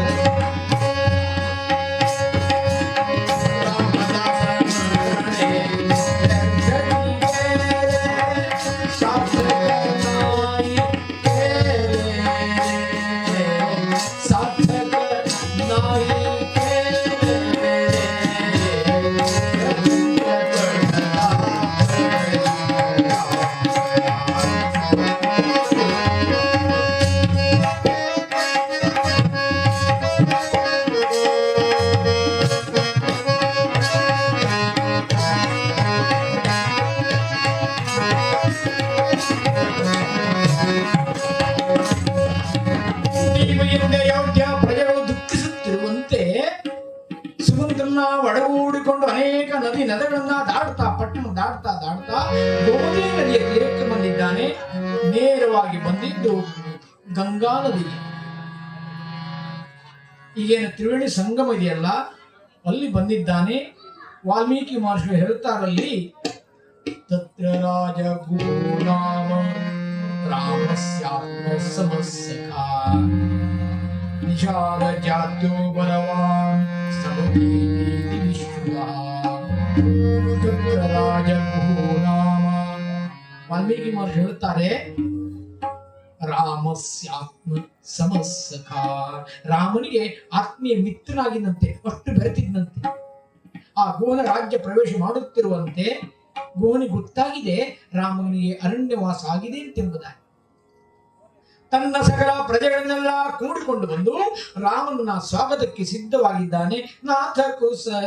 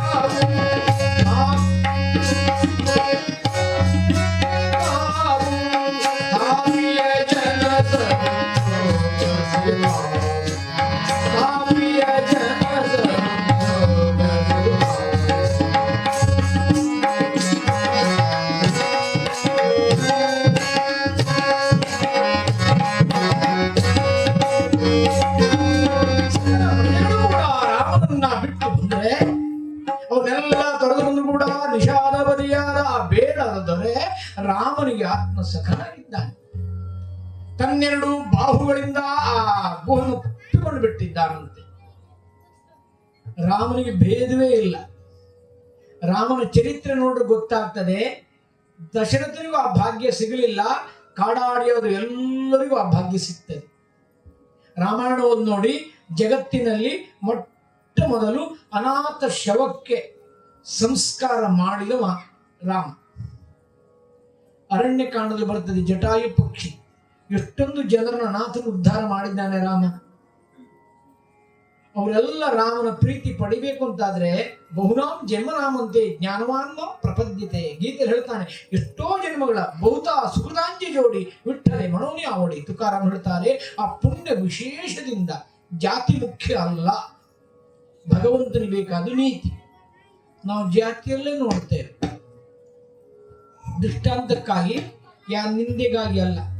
ಒಂದು ದಿವಸ ಮಗುಗೆ ಅಮ್ಮ ಹೇಳ್ತಾಳೆ, ಹೋಗೋ ಒಂದು ಒಳ್ಳೆ ಬೆಲ್ಲ ತಗೊಂಡು ಬಾ, ಅಂಗಡಿ ಹೋಗಿ ನೋಡ್ದ, ಬೆಲ್ಲ ನೋಡ್ತಾನೆ, ಭಾಳ ಚಲೋ ಇದೆ, ಬೆಲ್ಲದ ಬೆಲೆ ಎಷ್ಟು, ಇಂತಿಷ್ಟು ರೂಪಾಯಿ ಅಂತ ಹೇಳ್ದ. ನೋಡ್ದ, ಬೆಲ್ಲ ಬಿಟ್ಟು ಬಂದ. ಅಮ್ಮ ಕೇಳಿದ್ದಾಳೆ, ಬೆಲ್ಲ ಚಲೋ ಇಲ್ಲ ಇತ್ತನೋ? ಚಲೋ ಇಲ್ಲ ಆಗಿತ್ತ? ಹಾಗೆ ಚಲೋ ಇತ್ತಮ್ಮ, ಅದ್ರ ಬೆಲ್ಲ ಕೊಡುವ ಕಪ್ಪಿದ್ದ, ಹಾಗೆ ಬಿಟ್ಟು ಬಂದೆ. ಮೂರ್ಖ, ನಿನಗೆ ಬೇಕಾಗಿರೋ ಬೆಲ್ಲದ ಕೊಡುವನ ಜಾತಿ ಅಲ್ಲ, ಬೆಲ್ಲದ ಜಾತಿ, ಬೆಲ್ಲದ ಗುಣಧರ್ಮ. ಹಾಗೆ ಭಗವಂತನಿಗೆ ಬೇಕಾಗುವುದು ಯಾವುದು? ನಿನ್ನ ಜಾತಿ ಮೈ ಕಾಂತಿ ನೋಡಲ್ಲ, ಮನಸ್ಸಿನ ಭಾವನು ನೋಡುತ್ತಾನೆ. ನಾವು ರಾಮಕೃಷ್ಣರ ಜೀವನದಲ್ಲೇ ನೋಡ್ರೆ ಗೊತ್ತಾಗ್ತದೆ. ವಿವೇಕಾನಂದರು ಹೇಗೆ ಸ್ವೀಕಾರ ಮಾಡಿದ್ದಾರೋ, ಲಾಟು ಮಹಾರಾಜರನ್ನು ಹಾಗೆ ಸ್ವೀಕಾರ ಮಾಡಿದ್ದಾರೆ. ಆಗಿನ ಕಾಲದಲ್ಲಿ ಗಿರೀಶ್ ಚಂದ್ರ ಘೋಷ್ ವಿದೇಶಿ ಮದ್ಯ ಕುಡಿತಾ ಇದ್ದ, ಅಂತವನ್ನು ಕರೆದು ರಾಮಕೃಷ್ಣರು ಸಂಸ್ಕಾರ ಕೊಟ್ಟಿದ್ದಾರೆ. ಜ್ಞಾನಿಗಳು ನೋಡೋದು ಹೊರಗಿನ ಮೈಯನ್ನಲ್ಲ, ಒಳಗಿನ ಮನಸ್ಸನ್ನ. ಹಾಗಾಗಿ ಸಂಸ್ಕಾರ ಇರೋದು ರಾಮಾಯಣ, ಮಹಾಭಾರತ, ಭಾಗವತ ಎಲ್ಲರೂ ನಮ್ಮ ಮನಸ್ಸಿಗೆ ಸಂಸ್ಕಾರಕ್ಕಾಗಿ ಹೊರತು ಸುಮ್ಮನೆ ಟೈಮ್ ಪಾಸ್ ಅಲ್ಲ. ರಾಮಾಯಣ ಓದ್ ನೋಡಿ, ಮಹಾಭಾರತ ಓದ್ ನೋಡಿ, ಗೊತ್ತಾಗ್ತದೆ. ಮಹಾಭಾರತದ ಕೊನೆಗೆ ಪಾಂಚಾಲಿ ಕೇಳ್ತಾಳೆ, ಪಟ್ಟಾಭಿಷೇಕ ಆಗಿದೆ, ಹಸ್ತಿನಾವತಿ ಸಾಮ್ರಾಜ್ಞಿ ಆಗಿದ್ದಾಳೆ, ಕೃಷ್ಣ ದ್ವಾರಕ್ಕೆ ಹೊರಟು ನಿಂತಿದ್ದಾನೆ. ಪಾಂಚಾಲಿ ಕೇಳ್ತಾಳೆ, ಅಣ್ಣ ನನ್ನೊಂದು ಮಾತುಂಟು, ಪ್ರಶ್ನೆ ಉಂಟು, ಕೇಳು. ನಾವು ರಾಜ್ಯ ಇರಲಿಲ್ಲ, ನಮಗೆ ನಾವು ಕಾಡಿನಲ್ಲಿದ್ವಿ, ನಮ್ಮ ಮಕ್ಕಳೆಲ್ಲ ನಮ್ಮ ಜೊತೆಯಲ್ಲೇ ಇದ್ರು, ಎಷ್ಟು ಆನಂದ ಇತ್ತು, ಸಂಪತ್ತು ಇರಲಿಲ್ಲ. ಆದರೆ ಈಗ ಹಸ್ತಿನಾವತಿಯ ಸಾಮ್ರಾಜ್ಞಿ ಆಗಿದ್ದೇನೆ ಅಣ್ಣ, ಪಾಂಚಾಲಿಯನ್ನ ಅಮ್ಮ ಅಂತ ಕರೀಲಿಕ್ಕೆ ಒಂದು ಮಕ್ಕಳು ಇಲ್ವಲ್ಲೋ ನನಗೆ. ಹಸ್ತಿನಾವತಿಯ ಸಾಮ್ರಾಜ್ಞಿಯಾದ ಪಾಂಚಾಲಿಗೆ ಅಮ್ಮ ಅಂತ ಕರೀಲಿ ಒಂದು ಮಕ್ಕಳು ಇರಲಿಲ್ಲ. ಎಲ್ಲಿವರೆಗೆ ಕ್ರೌರ್ಯ ಮೆರೆದಿತ್ತು ಅಂತ ಕೇಳಿದ್ರೆ, ಅಶ್ವತ್ಥಾಮ ದ್ವೇಷ ಪೂರಿತದಿಂದ ಅಭಿಮನ್ಯು ಪತ್ನಿಯಾದ ಉತ್ತರ ಗರ್ಭವತಿಯಾಗಿದ್ದಾಳೆ, ಅವಳ ಗರ್ಭವನ್ನು ನಾಶ ಮಾಡ್ತಾನೆ.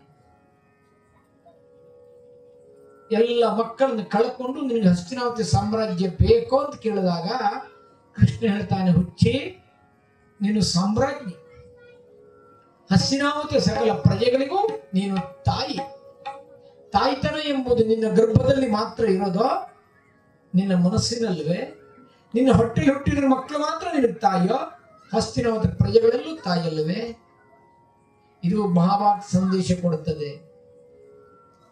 ರಾಮಾಯಣವನ್ನು ನಾವು ಓದಬೇಕು, ನಮಗೆಲ್ಲ ಜಿಜ್ಞಾಸೆ ಬರ್ತದೆ, ಓದುವ ಗೊತ್ತಾಗ್ತದೆ. ಕೊನೆಯ ಕಾಲಕ್ಕೆ ರಾಮ ಪರೀಕ್ಷಣದಲ್ಲಿ ದಿವಿಜಿಯವರು ಆ ಸೀತಾಮಾತೆಗೆ ಒಂದು ಪ್ರಶ್ನೆ ಕೇಳಿಸ್ತಾಳೆ. ದಿವಿಜಿಯವರು, ರಾಮ, ಪತಿತಳಾದ ಅಹಲ್ಯ ಉದ್ಧಾರ ಮಾಡಿದೆ, ಪತಿವ್ರತೆಯಾದ ಗರ್ಭಿಣಿಯಾದ ನನ್ನನ್ನ ಯಾಕೆ ಬಿಟ್ಟೆ? ಅದ್ ನಾನು ಉತ್ತರ ಹೇಳೋದಿಲ್ಲ, ನೀವೇ ಓದಬೇಕು. ಯಾಕೆ ಅಂತ ಕೇಳಿದ್ರೆ, ನಾನು ಓದಿದ್ದೆಲ್ಲ ಹೇಳ್ತಾ ಹೋದ್ರೆ ನೀವು ಓದುವುದಿಲ್ಲ, ನೀವು ಓದಿದಾಗ ಮಾತ್ರ ಆ ಸುಖವೇ ಬೇರೆ ಇರ್ತದೆ ಅಂತ ರಾಮಾಯಣ ರಹಸ್ಯ ಅದು. ವಾಲ್ಮೀಕಿ ನೇರವಾಗಿ ಹೇಳಲಿಲ್ಲ. ಅಂದಿನೆರಡು ಗುಹನ ಅರಮನೆ ಪ್ರವೇಶ ಮಾಡಲಿಲ್ಲ. ಗುಹ, ನಾನು ಅರಮನೆಗೆ ಬರುವಾಗ ಇಲ್ಲಪ್ಪ, ನನ್ನ ತಂದೆಗೆ ನಾನು ಮಾತು ಕೊಟ್ಟಿದ್ದೇನೆ, ತಪಸ್ವಿ ವೇಷದಿಂದ ಎಂಬುದಾಗಿ, 14 ವರ್ಷ ತಾಪಸಿ ವೇಷದಿಂದ ಹೋಗಬೇಕೆಂಬುದಾಗಿ, ಮತ್ತೇನು ಬೇಡ, ನಿನಗೇನಾದ್ರು ಕೊಡ್ಲೇಬೇಕು ಅಂತಿದ್ರೆ ನನ್ನ ಹೊತ್ತು ತಂದ ಹಸುಗಳಿಗೆ, ಕುದುರೆಗಳಿಗೆ ಹುಲ್ಲನ್ನು ಕೊಡು ಸಾಕು, ಮತ್ತೇನು ಕೇಳೋದಿಲ್ಲ.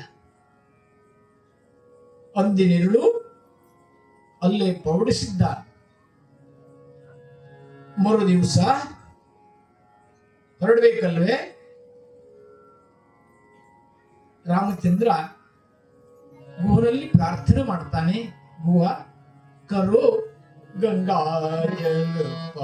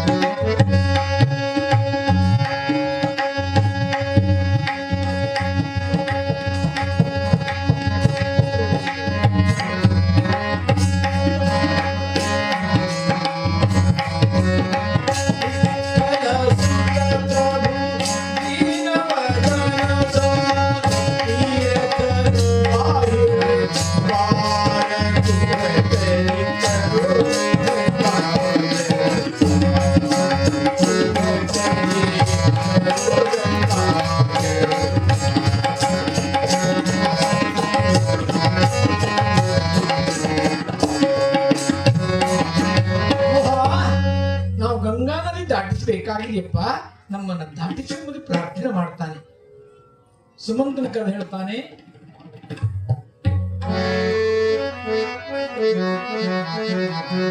ದೋಣಿ ದಾಟಬೇಕಲ್ವೇ?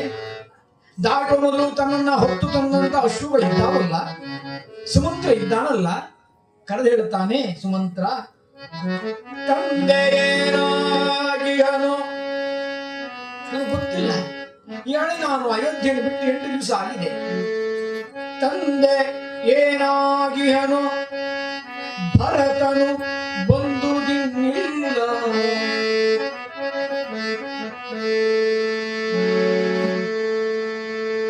ಅತ್ತರಿಲ್ ಹಿಂಗಿಲ್ಲ ಅಯ್ಯನ ಮುಂದೆ.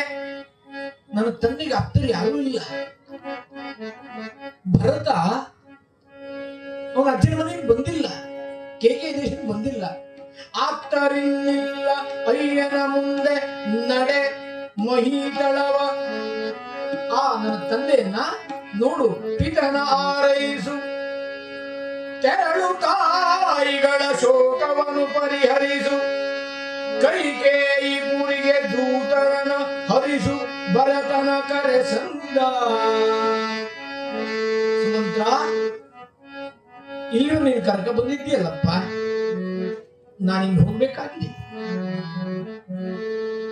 ರಾಮ ರಥದಿಂದ ಇಳಿದ, ರಥಕ್ಕೆ ಪ್ರದಕ್ಷಿಣೆ ಬರ್ತಾನೆ, ಆ ಅಶ್ವನ ಒಪ್ಪಿಕೊಳ್ತಾನೆ. ರಾಮನಿಗೆ ಪ್ರಿಯವಾದ ಅಶ್ವಗಳು, ನೀನು ತೊಂದರೆ ಕೊಟ್ಟು ಬಿಟ್ಟೆ. ನಾನು ನನ್ನ ಕೈಯಾರ ನೀನು ಹುಲ್ಲು ತಿನ್ನಿಸ್ಬೇಕಾಗಿತ್ತು, ನಿನ್ನ ಮೈ ತೊಳಸ್ಬೇಕಾಗಿತ್ತು, ನಿನ್ನ ಜೊತೆ ಆಟ ಆಡಬೇಕಾಗಿತ್ತು, ನಾನು ಮಾಡಲಿಲ್ಲ.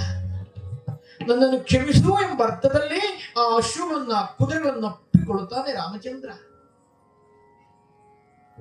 ಆ ಅಶ್ವನಿಗೆ ಗೊತ್ತಾಗ್ತದೆ ರಾಮ ನಮ್ಮನ್ನು ತೊರೆದು ಹೋಗ್ತಾನೆ ಎಂಬುದಾಗಿ ತಲೆ ತಗ್ಗಿಸಿ ಕಣ್ಣೀರು ಹಾಕ್ತಾ ಇದ್ದವಂತೆ. ಸುಮಂತ್ರ ಹೇಳ್ತಾನೆ, ರಾಮ ನೀನು ಹೊರಟು ಹೋಗ್ತಾ ಇದ್ದೀಯಲ್ಲ, ನಿನ್ನ ಹೊತ್ತು ತಂದಂತ ರಥ ಇದು, ಪರಿಗೆಯಿಂದ ಹೊರಡಬೇಕೆ ನಾನು? ಅಯೋಧ್ಯೆ ಪ್ರಜೆಗಳು ಕೇಳ್ತಾರೆ, ನನ್ನ ರಾಮನಲ್ಲಿ ರಾಮನಲ್ಲಿ ರಾಮನಲ್ಲಿ, ನನ್ನ ಸೀತಾಮಾತೆಯಲ್ಲಿ, ನನ್ನ ಲಕ್ಷ್ಮಣೆಯಲ್ಲಿ ಕೇಳಿದ್ರೆ ನಾನು ಏನು ಉತ್ತರ ಕೊಡ್ಲ?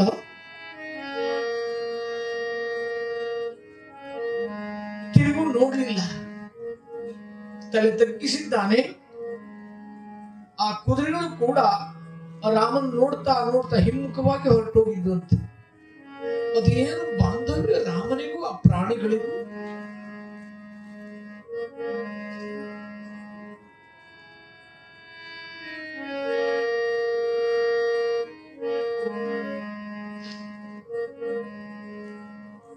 ರಮಯಾನ್ ಸರ್ವತ್ವೈತಿ ಶ್ರೀರಾಮ, ಎಲ್ಲ ಕಡೆ ರಮಯಮಾನ ಆಗ್ಬಿಟ್ಟಿದ್ದಾನೆ. ಪ್ರಾಣ ಪಕ್ಷಿಗಳು ಕೂಡ ರಾಮನ ಪ್ರೇಮ ತುಂಬಿಕೊಂಡು ಬಿಟ್ಟಿದೆ. ಅಯೋಧ್ಯೆ ಪ್ರಜೆಗಳು ಮಾತ್ರ ಅಲ್ಲ, ಅಲ್ಲಿ ಓಡಾಡುವ ಪ್ರಾಣಿಗಳು, ಗಿಡಗಳಿಗೂ ಕೂಡ. ಎಷ್ಟೋ ಮರಗಳು ಮಾತಾಡ್ಕೊಳ್ತಿದ್ವಂತೆ, ರಾಮ ನಾನು ನಿನ್ನ ಜೊತೆ ಬರಬೇಕಾಗಿತ್ತು, ಆದ್ರೆ ಬೇರೆಗಳು ನಮ್ಮನ್ನು ಹಿಡ್ಕೊಂಡು ಬಿಟ್ಟಿದ್ದಾವಪ್ಪ ಎಂಬುದಾಗಿ ಆ ರಾಮನ ಶಿರಕ್ಕೆ ಪಾದಕ್ಕೆ ಬಾಗಿದವು ಎಂಬಂತೆ ವೃಕ್ಷಗಳೆಲ್ಲ ಬಾಗಿದ್ದಾವಂತೆ ರಾಮನಿಗಾಗಿ. ಆದರೆ ರಾಮೋ ವಿಗ್ರವಾನ್ ಧರ್ಮ, ಧರ್ಮದಲ್ಲಿ ಕರುಣೆ ಇಲ್ಲ ಅಂತಲ್ಲ, ಪ್ರಾಕಟ್ಯ ಇಲ್ಲ. ಆಯಾ ಕಾಲಕ್ಕೆ ಏನು ಮಾಡಬೇಕು ಅದು ಮಾಡಲೇಬೇಕಲ್ವೇ? ದೃಢ ಪ್ರತಿಜ್ಞನಾಗಿದ್ದಾನೆ ರಾಮಚಂದ್ರ. ಗುಹ ನಮ್ಮನ್ನು ನದಿ ದಾಟಿಸೋ. ಆಗ ಗೋ ಹೇಳ್ತಾನೆ, ರಾಮ ನಾನು ದಾಟಿಸ್ತೇನೆ, ಆದರೆ ನನ್ನೊಂದು ಷರತ್ತಿದೆ. ನೀನು ಬಾಲ್ಯದಲ್ಲಿ ಸೀತೆಯನ್ನು ವಿವಾಹ ಮಾಡಿಕೊಳ್ಳಿಕ್ಕೆ ಬಂದಾಗ ಗೌತಮ ಆಶ್ರಮವನ್ನು ಪ್ರವೇಶ ಮಾಡಿದೆ ಅಂತ ನಾನು ಕೇಳಿದ್ದೇನೆ. ನಿನ್ನ ಮಹಿಮೆಯನ್ನ ನಾನು ಕಾಡಾಡಿಯಾದರೂ ನನ್ನ ಪ್ರಜೆಗಳ ಮೂಲಕ ನಿನ್ನ ಕಥೆ ಕೇಳ್ತಾ ಇದ್ದೇನೆ. ನಿನ್ನ ಪಾದ ತಾಗಿ ಜಡವಾದ ಅಹಲ್ಯ ಎದ್ದು ನಿಂತು ಬಿಟ್ಟಿದ್ದಾಳಂತೆ. ರಘುತನುಜ ನುಡಿದಾವರಿಗೆ ಪಣೆಮಣಿದು ನಿಂದಿದು ಶಿಲಾ ತಪಸ್ಸು ವಿಗ್ರಹಂ ಪಾಲುಳೆಯ ನಾರುಳೆಯ ಸೋರ್ಮುಡಿಯ ಕಪ್ಪಿರುಳೆ ಮುಂಜು ಮಂಗಲ್ಯದಿಂದ ಕೊಂಪು ವರ್ಣನೆ ಮಾಡ್ತಾರೆ. ಆ ನಿನ್ನ ಪಾದ ತಾಗಿ ಆ ಜಡವಾದ ಅಹಲ್ಯ ಎದ್ದು ನಿಂತುಬಿಟ್ಟಿದ್ದಾಳಂತೆ.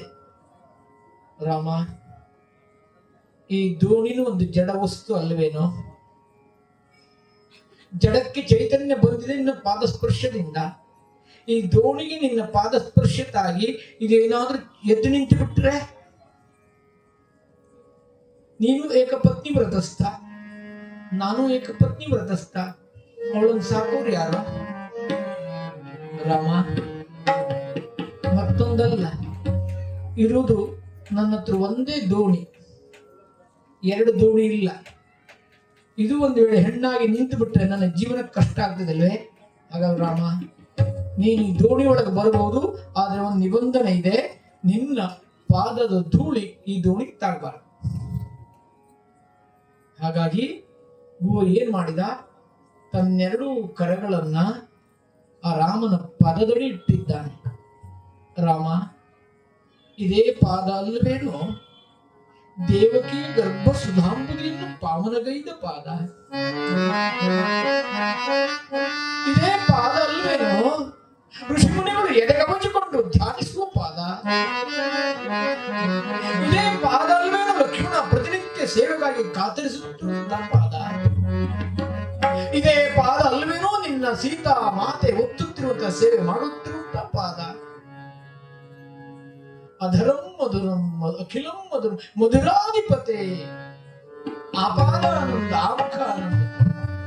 ಆ ನಿನ್ನ ಪಾದದ ಮಹಿಮೆ ಎಂಬುದಾಗಿ ಎರಡು ಕರಳನ್ನ ರಾಮನ ಚರಣದ ಕಡೆಗಿಟ್ಟು ತನ್ನ ಶಿರದಿಂದ ಹೊರಟಂತ ಕಟ್ಟೆಯೊಡದ ಕಡಲೋಪಾದಿಯಂತೆ ಕಣ್ಣೀರು ಕಪಲವನ್ನ ಚುಂಬಿಸಿ ವೃಕ್ಷ ತಲವನ್ನ ತೊಯಿಸಿ ನಾವಿಯಲ್ಲಿ ಕಣ್ಣೀರು ಕಡಲಾಗಿದೆ. ಗುಹನಿಗೆ ಕುಸಿದಿದ್ದಾನೆ ಗುಹ. ದೋಣಿ ದಾಟಬೇಕಲ್ವೇ? ಇಲ್ಲೊಂದು ಘಟನೆ ನಡೀತದೆ. ಇದು ಮೂಲ ರಾಮಾಯಣದಲ್ಲ, ತುಳಸಿ ರಾಮಾಯಣದಲ್ಲಿ.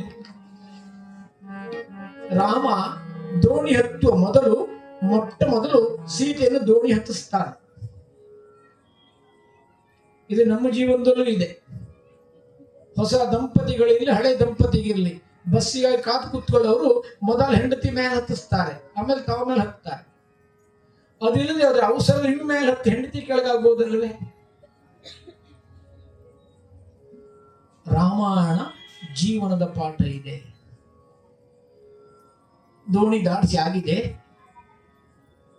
ರಾಮ ಕೊಡಬೇಕು, ಉಂಗುರು ಏನಾದ್ರು ಕೊಡಬೇಕಲ್ವಾ? ರಾಮನ ಬಳಿ ಏನಿಲ್ಲ. ಭುವನ ಬಳಿ ಹೇಳ್ತಾನೆ, ನೋಡಪ್ಪ ನನ್ನ ಬಳಿ ಏನೂ ಇಲ್ಲ, ನನ್ನನ್ನು ಕ್ಷಮಿಸು ಎಂಬುದಾಗಿ ಭುವನ್ನು ಒಪ್ಪಿಕೊಳ್ತಾನಂತೆ. ಆಗ ಉಪಾಯದಲ್ಲಿ ಸೀತಾ ಮಾತೆ ಅವಳ ಕರದಲ್ಲಿ ಒಂದು ಉಂಗುರ ಇತ್ತು. ಸ್ತ್ರೀಯರಿಗೆ ಎಷ್ಟೇ ಬಂಗಾರ ಇಲ್ಲ ಅಂತಾದ್ರೂ ಶಾಸ್ತ್ರ ಪ್ರಕಾರ ಇಂತಿಷ್ಟು ಬಂಗಾರ ಇರಲೇಬೇಕೆಂಬುದಾಗಿ ಶಾಸ್ತ್ರ ನಿಷೇಧ ಮಾಡಿ ಉದ್ದೇಶವು ಆಜ್ಞೆ ಮಾಡಿದೆ. ಹಾಗಾಗಿ ಕನಿಷ್ಠತಮ ಬಂಗಾರ ಹೆಣ್ಣು ಮಕ್ಕಳ ಮೇಲೆ ಇರ್ತದೆ. ಸೀತೆಗೊಂದು ಉಂಗುರ ಇತ್ತು. ಅದು ಯಾವ ಉಂಗುರ ಅಂತ ಕೇಳಿದ್ರೆ, ಜನಕ ರಾಜ ಸೀತೆಗೆ ರಾಮನಿಗೆ ಸೀತೆಯನ್ನು ಒಪ್ಪಿಸಿಕೊಡುವಾಗ ಒಂದು ಮುದ್ರೆ ಮಾಡಿಕೊಟ್ಟಿದ್ದ, ರಾಮ ಮುದ್ರ. ಆ ರಾಮ ಮುದ್ರೆ ಉಂಗುರವನ್ನ ಹಿಂದೆಲ್ಲ ಆ ವಿವಾಹ ಸಂದರ್ಭದಲ್ಲಿ ಜಲಕ್ರೀಡೆ ಆಡ್ತಾ ಇದ್ರು. ನೀರಿನಲ್ಲಿ ಅರಿಶಿನ ಕರಡಿ ಅಲ್ಲಿ ಉಂಗುರ ಹಾಕಿ ಇಬ್ಬರೆಲ್ಲ ಉಂಗುರ ಹುಡುಕೋದು. ಅವಾಗ ಯಾರಿಗೆ ಸಿಕ್ತೋ ಅವ್ರು ಕೈಲಿಟ್ಕೊಳ್ಳೋದು. ರಾಮ ಅರಣ್ಯಕ್ಕೆ ಬರುವಾಗ ಆ ಉಂಗುರ ಸೀತಾಮಾತೆ ಕೈಯಲ್ಲೇ ಇತ್ತು. ಏನಾದ್ರು ಕೊಡ್ಬೇಕಲ್ವೇ? ಯಜಮಾನರ ಕಷ್ಟದಲ್ಲಿದ್ದಾಗ ಮರ್ಯಾದೆ ಉಳಿಬೇಕಲ್ವೇ? ಹಾಗಾಗಿ ಗಂಡನ ಮರ್ಯಾದೆ ಉಳಿಸ್ಲಿಕ್ಕಾಗಿ ಆ ಉಂಗುರದಲ್ಲಿದ್ದಂತ ಬೆರಳಿನಲ್ಲಿದ್ದ ಉಂಗುರವನ್ನು ತೆಗೆದು ರಾಮನ ಕೈ ಕೊಡುತ್ತಾಳೆ. ಗೋನಿ ಕೊಡ್ಲಿಕ್ಕೆ ಬಂದಾಗ ಗೋ ಹೇಳ್ತಾನೆ, ರಾಮ ನಾನು ನೀನು ಒಂದೇ ಉದ್ಯೋಗದವರು, ಒಂದೇ ಉದ್ಯೋಗ ಮಾಡೋರು ಹಣ ತಗೊಳ್ಳೋ ಪದ್ಧತಿ ಇಲ್ಲ. ನಾನು ನದಿ ದಾಟಿಸುವವ, ನೀನು ಭವಸಾಗರನ್ನು ದಾಟಿಸುವನ ರಾಮ. ಹಾಗಾಗಿ ಗುಹ ಏನೂ ಪಡೆದೇ ಇಲ್ಲ. ಆ ಉಂಗುರ ಸೀತೆ ತಿರುಗಿ ಕೇಳಲಿಲ್ಲ. ಆ ಉಂಗುರ ರಾಮನ ಕೈಯಲ್ಲೇ ಇತ್ತು. ಅದೇ ಉಂಗುರವನ್ನು ಹನುಮಂತನಿಗೆ ಮುಂದೆ ಕೊಟ್ಟು ಕಳಿಸ್ತಾನೆ. ಇದು ಸಂಸಾರದ ಕುಟುಂಬದ ರಹಸ್ಯ. ನದಿ ದಾಟಿಸಿದ್ದಾನೆ, ನಿನಗೆ ಏನು ಬೇಕು ಅಂತ ಕೇಳಿದ್ರೆ ಅಲ್ಲಿ ಗೋ ಹೇಳ್ತಾನೆ,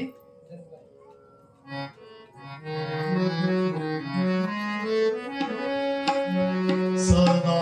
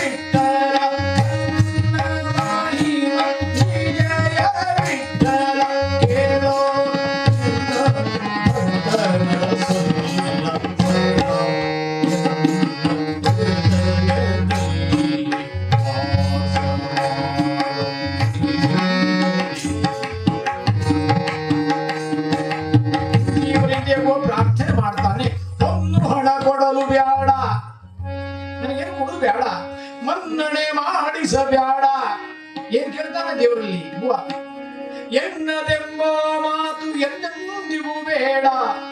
ನಿನ್ನವರಿಂದ ದಂಡಿಸಿ ನಿನ್ನ ಶಿವರಿಂದ ಸುಡಿಸಿ ನಿನ್ನ ಪುರ ಕೊಯ್ಯೋ. ನಿನ್ನ ಅರಮನೆಯ ಕಾಯುವ ಕುನ್ನಿ ನಾಡಾದರೆ ಸಾಕು. ಭಗವಂತ ಏನು ಬೇಡೋದಿಲ್ಲ. ಇದು ಭಕ್ತಿ. ನಾವು ಬೇಡುದೇ ಭಕ್ತಿ ಅಂತ ತಿಳ್ಕೊಂಡಿದ್ದೇವೆ. ಬೇಡುದು ವ್ಯಾಪಾರ.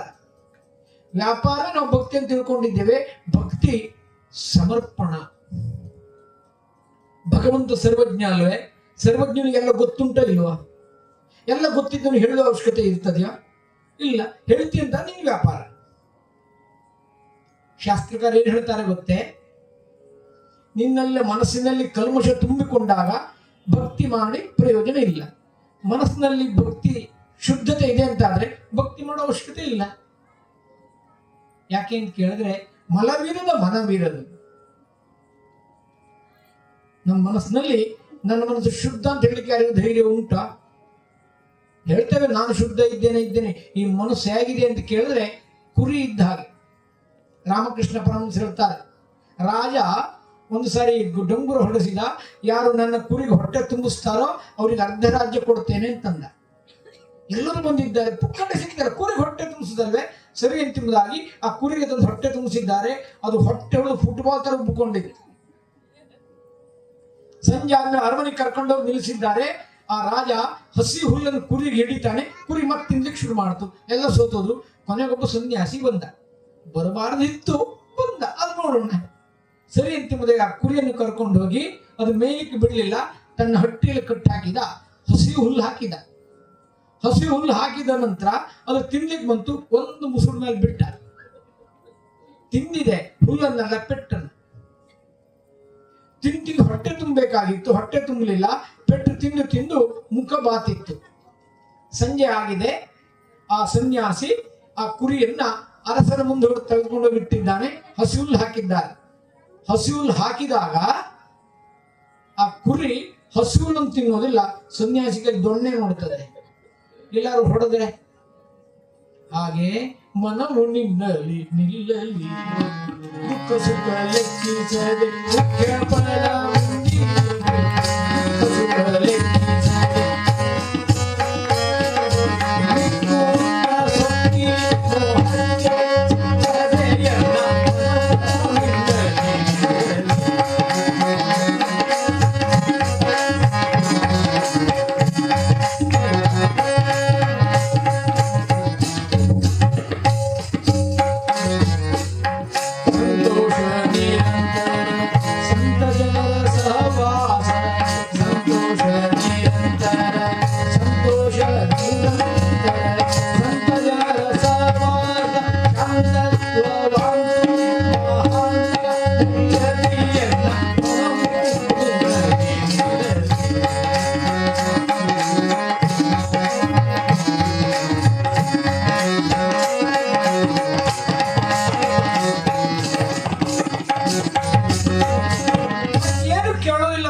ಮನಸ್ಸನ್ನು ನಿಲ್ಲಿಸ್ಬಿಡು. ಅದೇ ನಮಗ್ ಕಷ್ಟ. ಏನ್ ಬೇಕಾದ್ರೂ ಮಾಡ್ಬೋದು, ಮನಸ್ಸನ್ನು ಹಿಡಿದು ನಿಲ್ಲಿಕ್ಕೆ ಆಗೋದಿಲ್ಲ. ಕೃಷ್ಣ ವಾಯುವಾಗೆ ಇದೆಯಲ್ಲ, ಇದು ಹೇಗೆ ನಿಲ್ಲಿಸ್ಲಿ? ಅಭ್ಯಾಸ ಏನಂತ ಕೌಂತೆಯ ವೈರಾಗ್ಯನ ಜಗತ್ಯತೆ. ಆ ಮನಸ್ಸಿಗೆ ಅಭ್ಯಾಸ ಮಾಡಬೇಕು. ನಿರಂತರ ಹೇಳಿದ್ದೇ ಹೇಳುತ್ತಾ, ಕೇಳಿದ್ದೇ ಕೇಳುತ್ತಾ, ಮಾಡಿದ್ದೇ ಮಾಡುತ್ತಾ.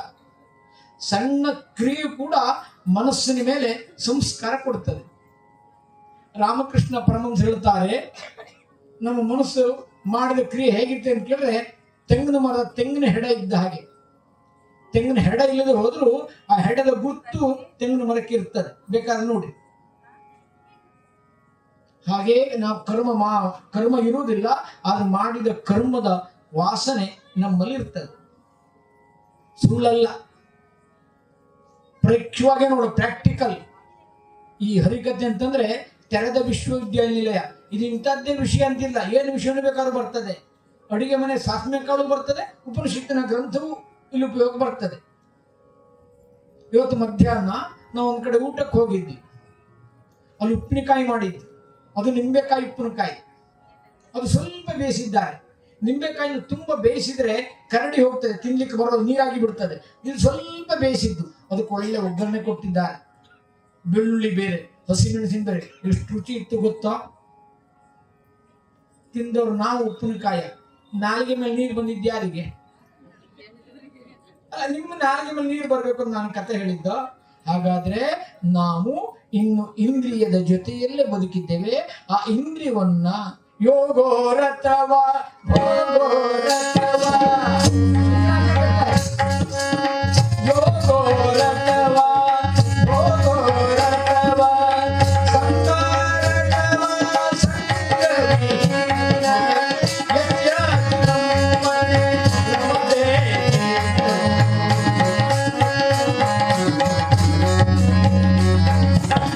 ಭಯ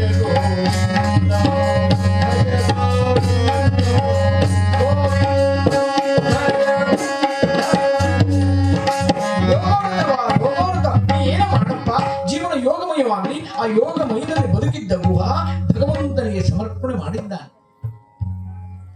ಗುಹನನ್ನು ಕಳಿಸಿಕೊಂಡಂತ ಶ್ರೀರಾಮಚಂದ್ರ ಮುಂದೆ ಬಂದಿದ್ದೆ ಚಿತ್ರಕೂಟಗಿರಿ ಶಿಖರ ಶಿಖರ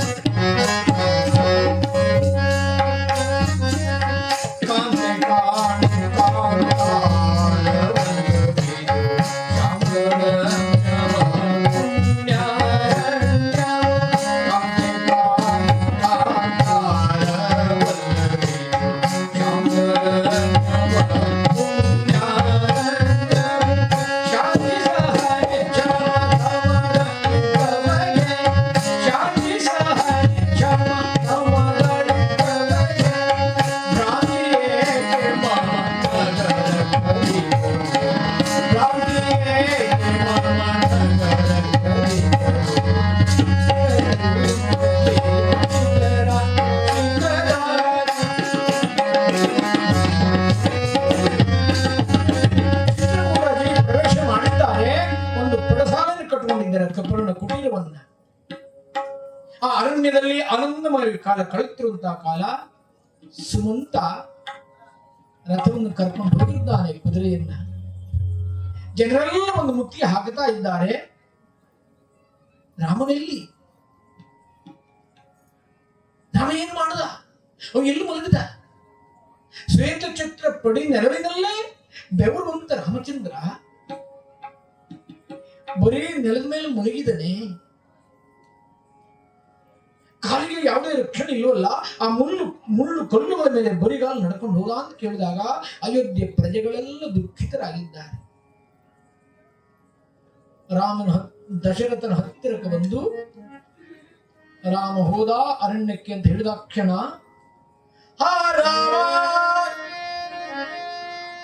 ರಾಮಾನುಜ ವೈದೇಹಿ ತಪಸ್ವಿನಿ ನಮಾಂ ಜಾನೀತ ದುಃಖೇನ ಮ್ರಿಯಮಾಣ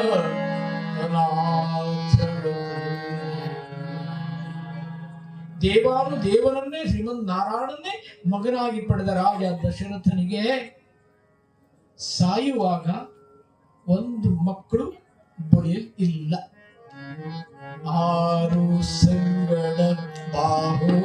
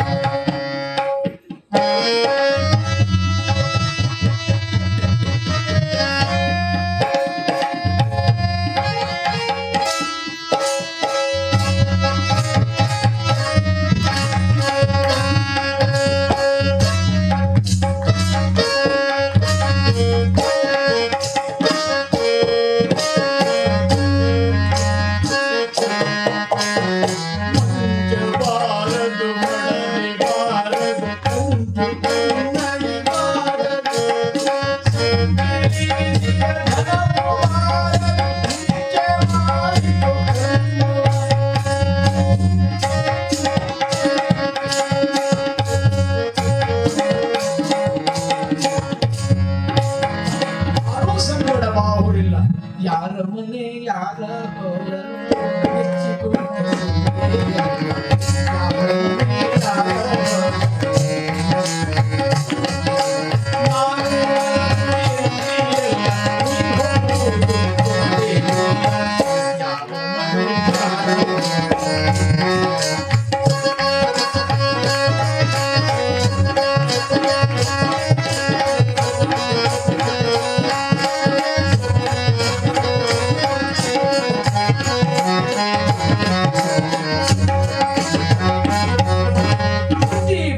ರಾಜಾದಿರಾಜ ದಶರಥ ರಾಮನಂತ ಮಗನನ್ನು ಪಡೆದು ಯಾರಲ್ಲಿ ಮಧ್ಯರಾತ್ರಿ ಕೌಸಲ್ಯ ಅರಮನೆಯಲ್ಲಿ ದೇಹತ್ಯಾಗ ಮಾಡ್ತಾನೆ. ದೂರದ ಭರತನಿಗೆ ಸ್ವಪ್ನ ಪೀಡಿತನಾಗುತ್ತಾನೆ.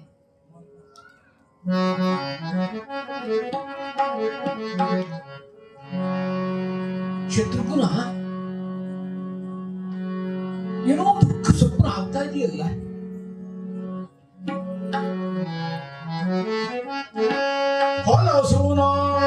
ವಸನ ಧರಿಸಿದ ರಾತ್ರಿ ಸ್ವಪ್ನ ಬಿದ್ದಿದೆ ಭರತನಿಗೆ. ತಮ್ಮ ಶತ್ರುಘ್ನ ಎಬ್ಬಿಸಿ ಹೇಳ್ತಾನೆ, ಹೊಲಸು ಮಾರುವ ವಸನ ಧರಿಸಿದ ತಿಲ ತಿಲಾನ್ನವ ತಿಂದು ತೇಗುತ್ತ. ಏನೋ ನನ್ನ ಅರಮನೆಯಲ್ಲಿ ಕಷ್ಟ ಆಗಿದೆ, ಕಿಲ ಕಿಲ ನೆನಗುತ್ತಿಪ್ಪ ವದನ ವಿಕೀರ್ಣ ಕೇಶ ಚೆಲ್ಲ ಕಲುಷದ ಗೋಮಯದ ಗುಂಡಿಯ ಧೂಳಿ ಬೆಟ್ಟ ಧೂಳಿಯ ಜೈದಿಯ ಮರಳಿ ತೈಲವ ಲೇಪಿಸಿ ಕೊಂಡಿಯ ನಗುತ ಶತ್ರುಘ್ನ ಹೊಲಸುನಾರುವ ವಸನ ಧರಿಸಿಯ ರಾಜಾದಿರಾಜ ಶ್ವೇತ ಛತ್ರ ಪಡೆದ ನಡೆದಲ್ಲಿ ದೇವತೆಗಳಿಗೆ ಸಹಾಯ ಮಾಡಿದಂತ ನನ್ನ ತಂದೆ ದಶರಥ ಹೊಲಸುನಾರುವ ವಸನ ಧರಿಸಿದ ಹೊಲಸೂಸ್ತ್ರ ಹುಟ್ಟಿದ್ದಾನೆ. ತಿಲ ತಿಲ ಅನ್ನವ ತಿಂದು ತಿಲಾನ್ನ ತಿಂದು ಯಾವಾಗ ಸುತ್ತಾಗ ಕಿಲ ಕಿಲ ನೆನಗುತ್ತಿಪ್ಪ ವದನ ವಿಕೀರ್ಣ ಕೇಶ ಚಯ ಕೂದಲು ಹಡ್ಕೊಂಡಿದ್ದಾನೆ. ರಾಕ್ಷಸಿ ರೂಪ ಕಲುಷಿತ ಗೋಮಯದ ಗುಂಡಿಯ ಉರುಳಿ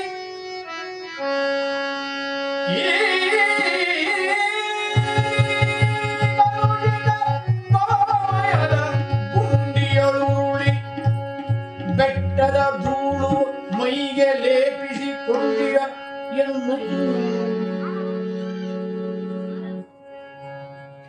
ಅರಮನೆಯಲ್ಲಿ ಸುಗಂಧ ತೈಲವನ್ನ ಲೇಪಿಸಿಕೊಳ್ಳುವಂತ ನನ್ನ ತಂದೆ ಅರಮನೆಯ ಧೂಳನ್ನ ಮೈ ಹೊತ್ಕೊಂಡಿದ್ದಾನೆ. ಕಡಲನಾಗಿ ಗ್ರಹ ತಾರೆಗಳು ಕೊಡವೈಗೂಡರು ವನಂಗಳ ಸೂತಿರರು ಕಂಡಂತಿದೆನು ಕಾಲ್ಗತ್ತೆಲೆಲ್ಲೆಲ್ಲೂ ಉಳಿದು ಪಟ್ಟದಾನೆಯು ಪಟ್ಟದಾನೆಯು ಕಡೆಗೆ ಕಂಡೆನು ಪಿತನ ಕಾಯವ ಬಿಡದೆ ಲೇಪಿಸಿಕೊಂಡಿಯ ಕೆಂಗಂಧ ಕುಸುಮಗಳ. ನೋಡಿ, ಪ್ರತಿಯೊಬ್ಬರಿಗೂ ಜೀವನದ ದುರಂತ ಗೋಚರಿಸ್ತದೆ ಅಂತ ಅಲ್ಲ, ಗೋಚರಿಸ್ತದೆ. ನಾವು ನಮ್ಮ ಮನಸ್ಸನ್ನ ಆಮುಖವಾಗಿ ಇಟ್ಕೊಳ್ಬೇಕು. ಹೇಗೆ ಗೊತ್ತಾಯ್ತು ಅಂತ ಕೇಳಿದ್ರೆ, ಮನುಷ್ಯನಿಗೆ ಪ್ರಧಾನವಾಗಿ ಯಾರತ್ರ ಕೇಳಿದ್ರೆ ಎಲ್ಲ ತಲೆ ಮುಟ್ಕೊಳ್ತಾರೆ, ತಲೆ ದೊಡ್ಡದು. ನಾನು ಹಿಂದಿನ ದಿನ ಹೇಳಿದ ಹಾಗೆ ಹೆಣ್ಮಕ್ಳ ಕೇಳಿದ್ರೆ ಹೃದಯ ಅಂತ ಹೇಳ್ತಾರೆ, ಅಲ್ಲ ನಾಭಿ. ನಮ್ಮ ಹತ್ತಿರದಲ್ಲಿ ಏನಾದ್ರು ಸಂಕಟ ಆಯ್ತು ಅಂತಾದ್ರೆ ನಮ್ಮ ಹೊಟ್ಟೆಲಿ ತಳಮಳ ಆಗ್ತದೆ, ಆ ಭಾವ ಸಂಬಂಧ.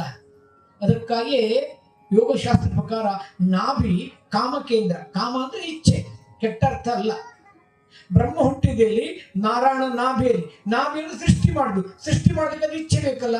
ಬ್ರಹ್ಮನಿಗೆ ಇಚ್ಛೆ ಬಂತು, ಸೃಷ್ಟಿ ಮಾಡ್ದ, ಅದು ನಾಭಿ ಕೇಂದ್ರ. ಅಲ್ಲಿ ಕಮಲದಿಂದ ಹುಟ್ಟು ಬಂದ ಬ್ರಹ್ಮ. ಆ ನಾಭಿ ಕೇಂದ್ರದಲ್ಲವೇ ನಾವು ಮೊಟ್ಟ ಮೊದಲು ತಾಯಿಯ ಗರ್ಭದಲ್ಲಿದ್ದಾಗ ಜಗತ್ತಿನ ಸಂಪರ್ಕ ಆದ್ದು ಆ ಗರ್ಭದ ಬಳ್ಳಿಯಲ್ಲಿ, ಕರುಳ ಕುಡಿಯಲ್ಲಿ.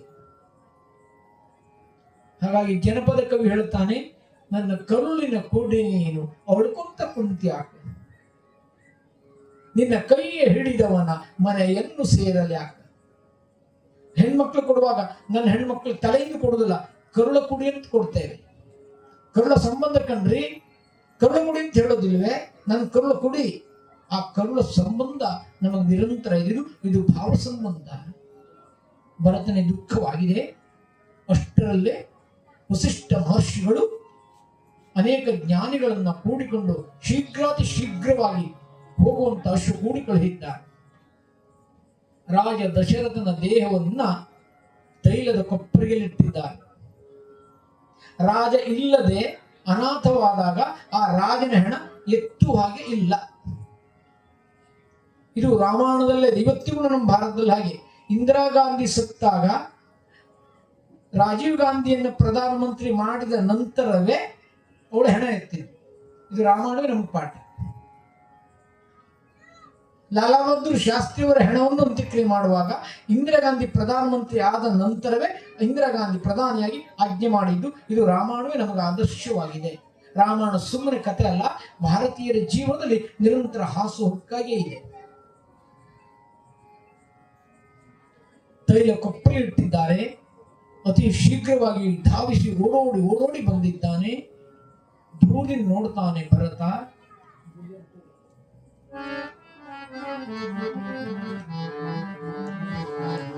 ಮಸಣ ಗಂಗೆ ಗಾಳಿ ಕುಂದಿ ನಗರ ನಗರ ಮಸಣ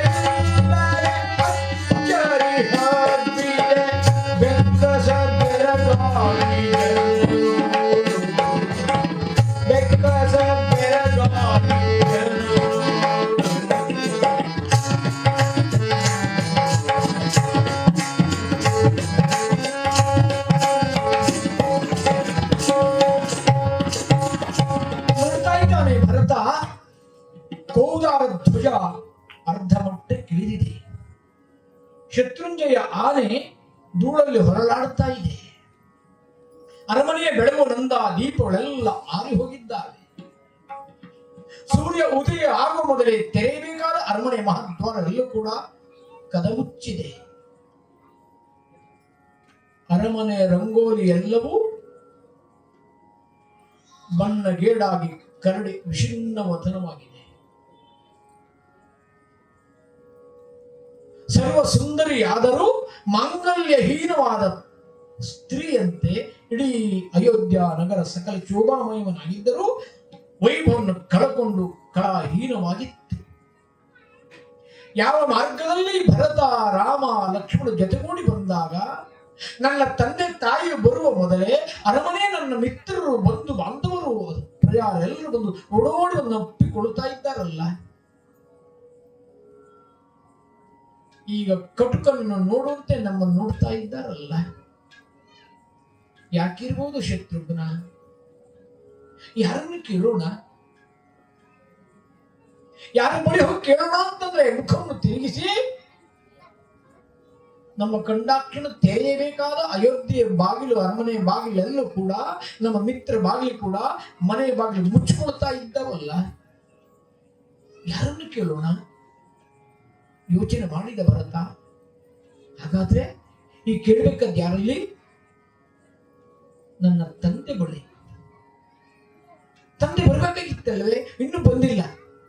ನನ್ನ ತಂದೆಗೆ ನನ್ನ ತಾಯಿ ಅಂದ್ರೆ ಪ್ರೀತಿ. ಬಹುಶಃ ಅವನು ಯಾವುದೋ ಅವಸರದಲ್ಲಿ ಯಾವುದೋ ಕೆಲಸದ ಮೇಲೆ ನನ್ನ ತಾಯಿಯ ಮನೆಯಲ್ಲಿ ಇರಬೇಕೆಂಬುದಾಗಿ ಓಡೋಡಿ ಓಡೋಡಿ ಬಂದು ತನ್ನ ತಾಯಿಯ ಪಾದಕ್ಕೆ ನಮಸ್ಕಾರ ಮಾಡಿದ. ಅಮ್ಮ, ಯಾಕಮ್ಮ ಸ್ಮಶಾನ ಮೌನ? ಪಕ್ಷಿಗಳ ಕೂಗಾಟ ಇಲ್ಲ, ಸಂಗೀತ ನಿನಾದ ಇಲ್ಲ, ಅರಮನೆ ಅಂತ ಯಾವುದೇ ಗರ್ಭಗುಡಿಯಲ್ಲಿ ಬಾಗಿಲು ತೆರೆಕೊಳ್ಳುತ್ತಿಲ್ಲ, ಮುಚ್ಚಿದೆಯಲ್ಲ.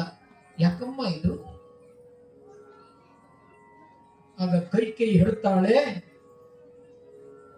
ಅದು ನಾನೇ ನಿನಗಾಗಿ ನಿನ್ನ ರಾಜ್ಯ ಪಟ್ಟ ಸಿಗಲಿಕ್ಕಾಗಿ ನಾನು ಮಾಡಿದ ತಂತ್ರ. ಯಾ ಗತಿ ಸರ್ವಭೂತಾನಾಂ ತಾಂ ಗತಿಂ ಪಿತಾಗತಃ ರಾಜ ಮಹಾತ್ಮ ತೇಜಸ್ವಿ ಯಾಯಯೂಗ ಸದಾಂ ಗತಿ. ನೀನು ರಾಜ್ಯ ಸಿಗಬೇಕೆಂಬುದಾಗಿ ನಾನು ಇಚ್ಛೆಪಟ್ಟು ಎಲ್ಲ ಜೀವಿಯು ಕೂಡ ಯಾ ಗತಿ ಸರ್ವಭೂತಾನಾಂ ತಾಂ ಗತಿಂ ಪಿತಾಗತಃ. ಎಲ್ಲ ಜೀವಿಯು ಕೂಡ ಜೀವನ ಕೊನೆ ಕಾಲಕ್ಕೆ ಏನು ಸೇರ್ಬೇಕೋ ಅಲ್ಲಿ ಸೇರಿದ್ದಾರೆ. ಹಾಗಾದ್ರೆ ನನ್ನ ತಂದೆ ತೀರ್ಕೊಂಡೆ, ಕೊನೆ ಕಾಲಕ್ಕೆ ಏನಂದ? ಹಾ ರಾಮ ರಾಮಾನುಜ ವೈದೇಹಿ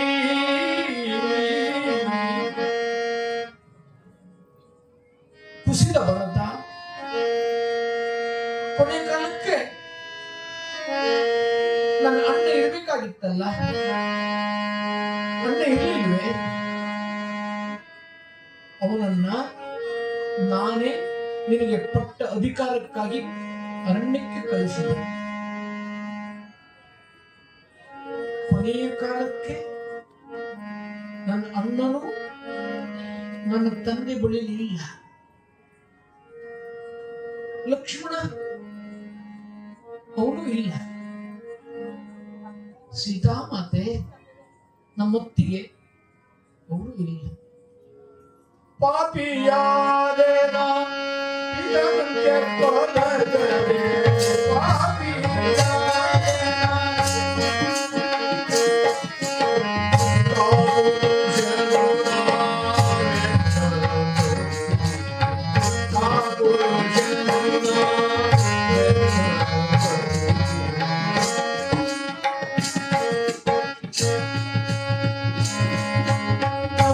ಆಗಿತ್ತು. ನಾನು ಇಲ್ವೇ? ನನ್ನ ಹೆಸರು ಹೇಳಿಲ್ವೇ? ಅಮ್ಮ, ನನ್ನ ಅಣ್ಣ, ನನ್ನ ಮತ್ತೊಂದು ತಾಯಿ ಸೀತಾಮಾತೆ ಇರೋದು. ಮಗು, ನಿನಗೆ ಅಧಿಕಾರಕ್ಕೆ ಸಿಗಬೇಕೆಂಬುದಾಗಿ ನಿನ್ನ ತಂದೆಯನ್ನ ನಾನು ದೇವಾಸುರ ಸಂಗ್ರಾಮಕ್ಕೆ ಹೋದಾಗ ಸಹಾಯ ಮಾಡಿದಾಗ 2 ವರ ಕೊಟ್ಟಿದ್ದ. ರಾಮನಿಗೆ ಪಟ್ಟಗಟ್ಟಲು ಹೊರಟಾಗ ನಾನು ವರ ಪಡೆದಿದ್ದೇನೆ. ಮೊದಲನೇ ವರದಿಂದ ನಿನಗೆ ಪಟ್ಟಾಭಿಷೇಕ ಆಗಬೇಕು, 2ನೇ ವರದಿಂದ ರಾಮ ಕಾಡಿಗೆ ಹೋಗಬೇಕು. ಕೇಳ್ತಾನೆ ಭರತ, ನಮ್ಮ ರಾಜ್ಯದಲ್ಲಿ ಒಂದು ಪದ್ಧತಿ ಇದೆ. ಹಿಂದೊಮ್ಮೆ ನಮ್ಮ ರಾಜ್ಯದ ರಾಜಕುಮಾರನೊಬ್ಬ ತಪ್ಪಿ ನಡೆದಾಗ ಸಣ್ಣ ಸಣ್ಣ ಮಕ್ಕಳನ್ನ ನೀರಿಗೆ ಎಸಿತಾ ಇದ್ದಂತೆ. ಅಂತ ಮಗನನ್ನ ರಾಜ್ಯದಿಂದ ಹೊರಗಾಕಿ ನಮ್ಮ ತಂದೆ ನಮ್ಮ ಪರಂಪರೆ ಓಡಿಸಿದ್ದಿದೆ. ಹಾಗೆ ನನ್ನ ರಾಮ ಏನಾದ್ರು ತಪ್ಪು ಮಾಡಿದನೆ? ಕೇಳಿದ ಕ್ಷಣ ಧರ ಗುರುಳಿ ಹಮ್ಮೈಸಿ ಭರತನು ಹೊರಳಿ ಜನಕಿ ತೆರಳಿದೆಯ ಪಿತ ತೊರೆನು ತರಳ ದೂರರಿವರೆನು ಮರಣ ಬರದ ಕೆಳಗೆ ರಾಮನ ಕಾಡಿಗೆ ಹೊರಳಿಸಿದ ಒಣಗಿಂದು ಕೈಕೇರಿ ಪರಮಘಾತಗಿ ನರಕಕ್ಕಿಳಿಸ ನಾರಕಿ. ನೀ ನನ್ನ ತಾಯಿಲ್ಲ, ನೀ ಪಾಪಿನಿ. ಮಾತೆಯಲ್ಲ ನೀ ದುರುಳ ಪಾಪಿನಿ. ನಿನ್ನ ಮಾತೆ ಅಲ್ಲ. ತರಗಾಚಿ ಅಂತ ಕತ್ತಿ ಎತ್ತುತ್ತಾನೆ, ಕೊಲ್ಲಬೇಕು ಅಂತ ಹೋಗ್ತಾನೆ. ಇದು ರಾಮನಿಗೆ ಪ್ರಿಯವಾದ ಕಾರ್ಯ ಅಲ್ಲ. ಒಂದ್ ವೇಳೆ ಈ ಕಾರ್ಯ ನಾನು ಮಾಡ್ತೇನೆ ಅಂತಾದ್ರೆ ರಾಮನನ್ನು ಒಪ್ಪುವುದೇ ಇಲ್ಲ. ವಸಿಷ್ಠರು ತಡೀತಾರೆ. ಭರತ, ಅದಾದ್ಮೇಲೆ ಮೊದಲು ನೀನು ಮಾಡಬೇಕಾದ ಕ್ರಿಯೆ ಇದೆ. ದಶರಥನಿಗೆ ಅಂತ್ಯಕ್ರಿಯೆ ಮಾಡಬೇಕಾಗಿದೆ. ಆಗಲೇ 10 ದಿವಸ ಕಳೆದಿದೆ. ಆಪೀತ ವರ್ಣವನ್ನು ಹೇಳ್ತಾರೆ ವಾಲ್ಮೀಕಿ ಮಹರ್ಷಿಗಳು. ಅರಿಶಿನ ಬಣ್ಣಕ್ಕೆ ತಿರುಗಿತ್ತಂತೆ. ತೈಲ ಕೊಪ್ಪರಿಗೆಯಲ್ಲಿ ದಶರಥನ ದೇವನಿಟ್ಟಿದ್ದಾರೆ. ಸ್ವತಃ ಭರತ ತಂದೆಯ ಅಂತ್ಯಕ್ರಿಯೆ ಮಾಡುತ್ತಾನೆ. ಹೋಗ್ಲಿ, ನನ್ನ ದೊಡ್ಡಮ್ಮ ಇದ್ದಾಳಲ್ಲ, ರಾಮನ ಜನನಿ ಅಲ್ವೇ, ನಾನು ಅವಳ ತೊಡೆಗೆ ಹೆಚ್ಚು ಬೆಳೆದಿದ್ದಲ್ವೇ, ನನ್ನ ತಾಯಿಯನ್ನು ಕಾಣಬೇಕೆಂಬುದಾಗಿ ಭರತ ಕೌಸಲ್ಯ ಮಾತೆ ಬಳಿ ಹೋಗ್ತಾನೆ. ಬಂದೆಯಾ ಭರತ ಚಕ್ರವರ್ತಿ ಅಂತ ಕೇಳ್ತಾಳೆ. ಭರತ ಹೇಳ್ತಾನೆ, ಅಮ್ಮ ಮಾತಿ ಕೊಲ್ಲಬಹುದೇ ಮಾತೆ, ಜಾತನಲ್ಲವೆಯನಾತನಂ ಪ್ರೀತಿಸದೆ. ಅಮ್ಮ, ನೀನು ನನ್ನ ಪ್ರೀತಿ ಮಾಡೋದಿಲ್ವೇ? ಆಣೆ ನಿನ್ನಾಣೆ, ರಾಯ ರಘುರಾಮಚಂದ್ರನಾಣೆ, ಕಾಣೆನಾಯಿ ಕುಹಕ ಕಪಟವ ಪಾದದಾಣೆ, ಮಾಣಮ್ಮ ಕೋಪವಂ ಕಾಣು ಕರುಣೆಯೊಳೆನ್ನ, ಪ್ರಾಣಪಣವಿಡುವೆ ರಾಮನ ತರದೆ ಮಾಡೆ. ಪ್ರತಿಜ್ಞೆ ಮಾಡ್ತೇನೆ, ವೇದ ನಿಂದೆಯ ಪಾಪ ಬರಲಮ್ಮ ಎನಗೆ. ಒಂದು ವೇಳೆ ರಾಮನ ಕಾಡಿ ಕಳುಹಿದ್ದೇನೆ ಅಂತಾದ್ರೆ ವೇದ ಪರಂಪರೆಯ ಅನುಸಂಧಾನ ಮಾಡುವ ಅಯೋಧ್ಯ ಪ್ರಜೆಗಳು, ರಾಜಾದಿರಾಜರು ಕೂಡ ಆ ವೇದ ನಿಂದೆ ಮಾಡಿದ ಪಾಪ ನನಗೆ ಬಂದಿತು. ಸಾಧು ಗೋವಿಪ್ರವದೆ ಬಾಲಿಸಲಿ ಕೊನೆಗೆ, ನರಕಪಾಲದಿ ಭಿಕ್ಷೆ ಬೇಡಿಗಳನ್ನು ಸದರಿ, ಹರಕು ವಸನವದರು ದೊರಕದಿರಲಿ, ಭಿಕ್ಷೆ ಸಿಗದಿರಲಿ ನನಗೆ. ಅಮ್ಮ, ಒಂದು ವೇಳೆ ನಾವು ರಾಮನ ಕಾಡಿಗೆ ಕಳಿತೇನಂತ ಆದರೆ ಹರಕು ವಸನವು ಕೂಡ ನನ್ನ ಸಿಗದೆ ಹೋಗಲಿ.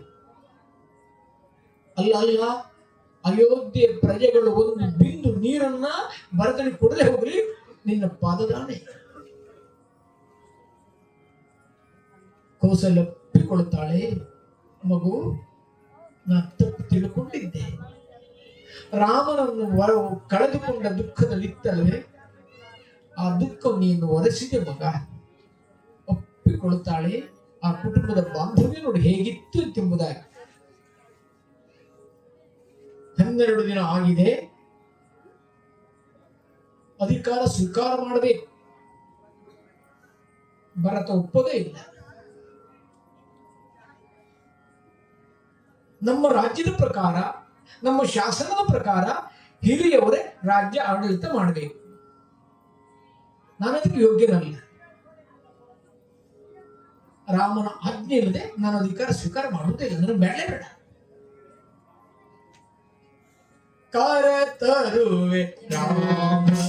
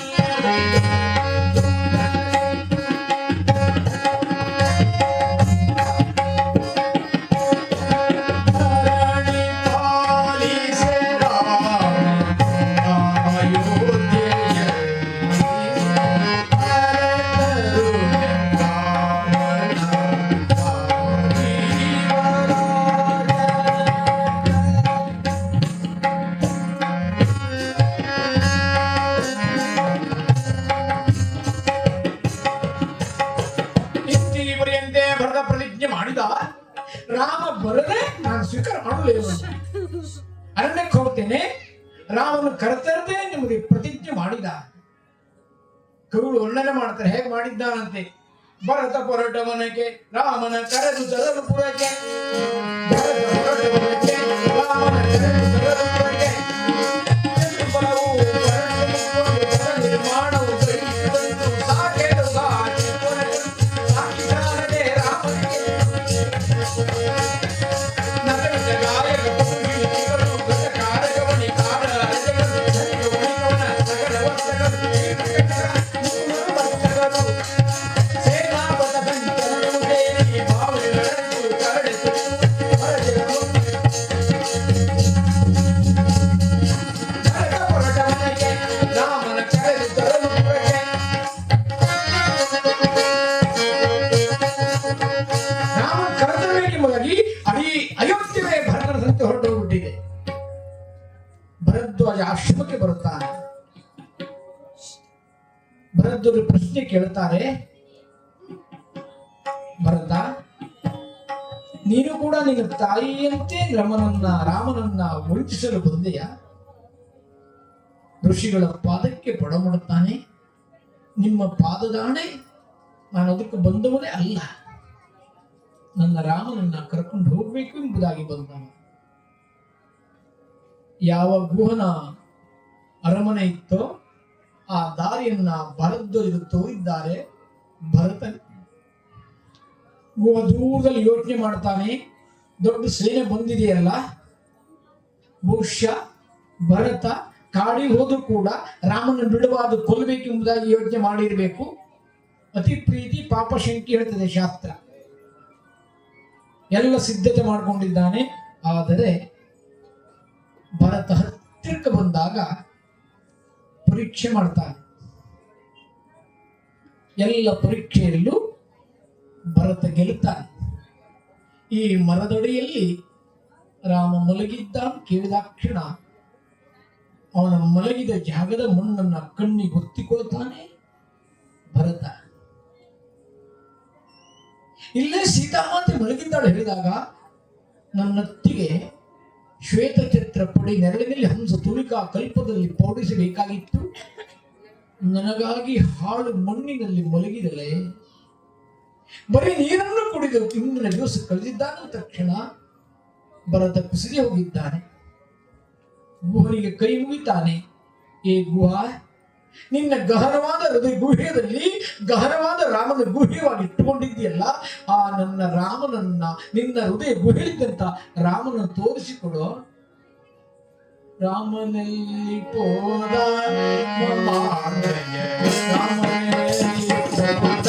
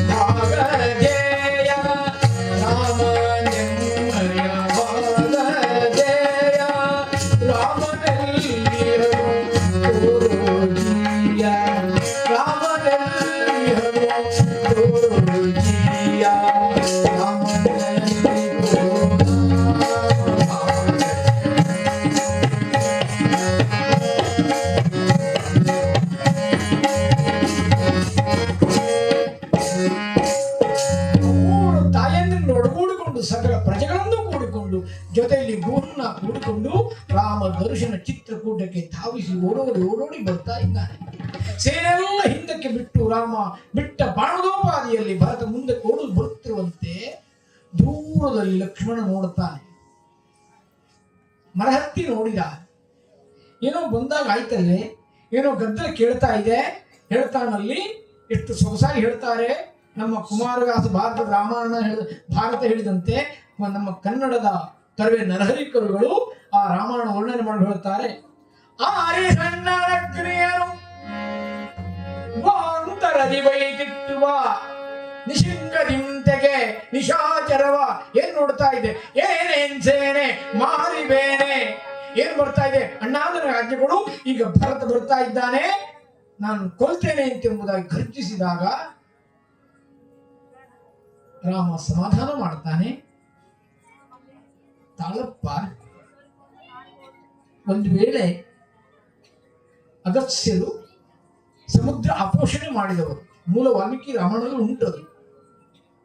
ಗೋಷ್ಪಾದ ಜಲದಲ್ಲಿ ಮುಳುಗಿ ಪ್ರಾಣ ಬಿಡಬಹುದು, ನನ್ನ ರಾಮ ಹಾಗಾಗ್ಲಿಕ್ಕೆ ಸಾಧ್ಯವೇ ಇಲ್ಲ. ಸೂರ್ಯ ಪೂರ್ವದಿಂದ ಪಶ್ಚಿಮಕ್ಕೆ ಮೂಡಿ ಬರಬಹುದು, ನನ್ನ ರಾಮ ಧರ್ಮ ಬಿಡ್ಲಿಕ್ಕೆ ಸಾಧ್ಯವೇ ಇಲ್ಲ. ಒಂದು ವೇಳೆ ನಿನಗೆ ಹಾಗೆ ಇದ್ದಿದ್ದು ಹೌದು ಅಂತಾದರೆ ಭರತ ಬಂದು ರಾಜ್ಯವನ್ನ ನನ್ನ ಸಮರ್ಪಣೆ ಮಾಡ್ತಾನೆ, ಅದನ್ನು ಸ್ವೀಕಾರ ಮಾಡ್ತೀಯ? ನನಗೆ ಬೇಡ. ಲಕ್ಷ್ಮಣ ನಾಚಿ ತಲೆ ತಗ್ಗಿಸಿದ. ಅದನ್ನೇ ವಾದಿರಾಯತಿಗಳು ತಾಳುವಿಕೆಗಿಂತ ತಪವು ಇಲ್ಲ ಕೇಳಬಲ್ಲವನಿಗೆ ಹೇಳುವೆನು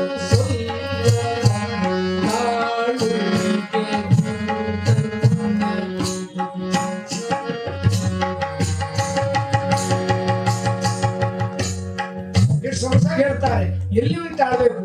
ದುಷ್ಟ ಮನುಜರು ನುಡಿವ ನಿಷ್ಠುರದ ನುಡಿ ತಾಳು, ಕಷ್ಟ ಬಂದರೆ ತಾಳು, ಕಂಗೆಡದೆ ತಾಳು.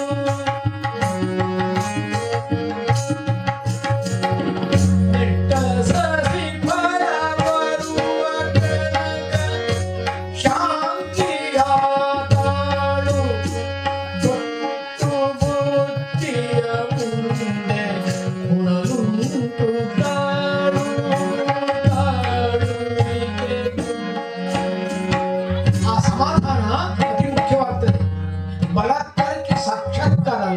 ಅಭ್ಯಾಸಕ್ಕೆ ಸಾಕ್ಷಾತ್ಕಾರ. ಒಂದೇ ಸರಿ ಗುರಿ ಮುಟ್ಲಿಕ್ಕೆ ಆಗತ್ತೆ ಹೇಳುವಾಗಿಲ್ಲ. ಏಸು ಸಲ ತಪವೈದು ಏಸು ಬಂದವ ಅಂತೂ ಕೌಶಿಕನು ಬ್ರಹ್ಮರ್ಷಿ ಪದಕಾರನಾದನು ಗಾಜಿಪಡುತ್ತೊಮ್ಮೊಮ್ಮೆ ಮರಮರಳಿ ಲೇಸಾಗಿ ಸಾತ್ಮವನು ಮಂಕುತಿಮ್ಮ. ಜೀವನದಲ್ಲಿ ನಾವು ತಾಳ್ಮೆ ಇರಬೇಕು, ಅದನ್ನು ಮಾತ್ರ ನಮ್ಮಲ್ಲಿ ಇಲ್ಲ. ಆ ತಾಳ್ಮೆ ನಮ್ಮಲ್ಲಿದ್ರೆ ಗಂಡ ಹೆಂಡ್ರ ಮಧ್ಯೆ ಡೈವರ್ಸ್ ಬರುವುದೇ ಇಲ್ಲ. ಈಗ ಯಾರಿಗೂ ಪುರುಸೊತ್ತಿಲ್ಲ, ಏಕ ಪ್ರಕಾರ ತಕ್ಷಣ ಆಗಬೇಕು. ಅದೇ ದೊಡ್ಡ ದುರಂತ. ಯಾಕೆ? ನಮ್ಮ ಕೈ ಎಲ್ಲರ ಕೈಲಿ ಮೊಬೈಲ್ ಇದೆ. ಈ ಕ್ಷಣದಲ್ಲಿ ಅಮೆರಿಕಕ್ಕೆ ನಾವು ಮಾತಾಡ್ತೇವೆ, ಪಕ್ಕದಲ್ಲಿ ಇದ್ದವ್ರು ಮರೆತು ಬಿಡ್ತೇವೆ. ವಿಜ್ಞಾನ ಸಂಶೋಧನೆಯಿಂದ ಹೈಟೆಕ್ ಸಂಪಾದನೆ ಆಗಿದೆ, ಆದರೆ ಹಾರ್ಟ್ ಟಚ್ ಮರೆತು ಹೋಗ್ಬಿಟ್ಟಿದೆ. ಭಾವನಾತ್ಮಕ ಬದುಕಿಲ್ಲ. ಅದು ತಪ್ಪು ಅಂತ ಹೇಳ್ತಾ ಇಲ್ಲ, ಆದ್ರೆ ಬಳಸುವ ಮಾರ್ಗ ತಪ್ಪು. ಸರಿಯಾಗಿ ಬಳಸಿಕೊಂಡ್ರೆ ಏನೂ ಸಾಧನೆ ಮಾಡಬಹುದು, ಅದು ಸರಿಯಾಗಿ ಬಳಸಿ ನಮ್ಗೆ ಗೊತ್ತಿಲ್ಲ. ಹಾಗಾಗಿ ತಾಳು. ಅಲ್ಲಿ ತಂದೆ ಏನಾಗಿಹನು, ಭರತ ಬಂದಿದ್ದಾನೆ. ಹೇಗೆ ಬಂದಿದ್ದಾನೆ ಅಂತ ಕೇಳಿ ತುಳಸಿದಾಸರು ವರ್ಣನೆ ಮಾಡ್ತಾರೆ. ಇನ್ನೇನು ಆ ರಾಮನ ಹತ್ರ ಬರಬೇಕು ಓಡೋಡಿ ಬರ್ತಾ ಇದ್ದಾನೆ.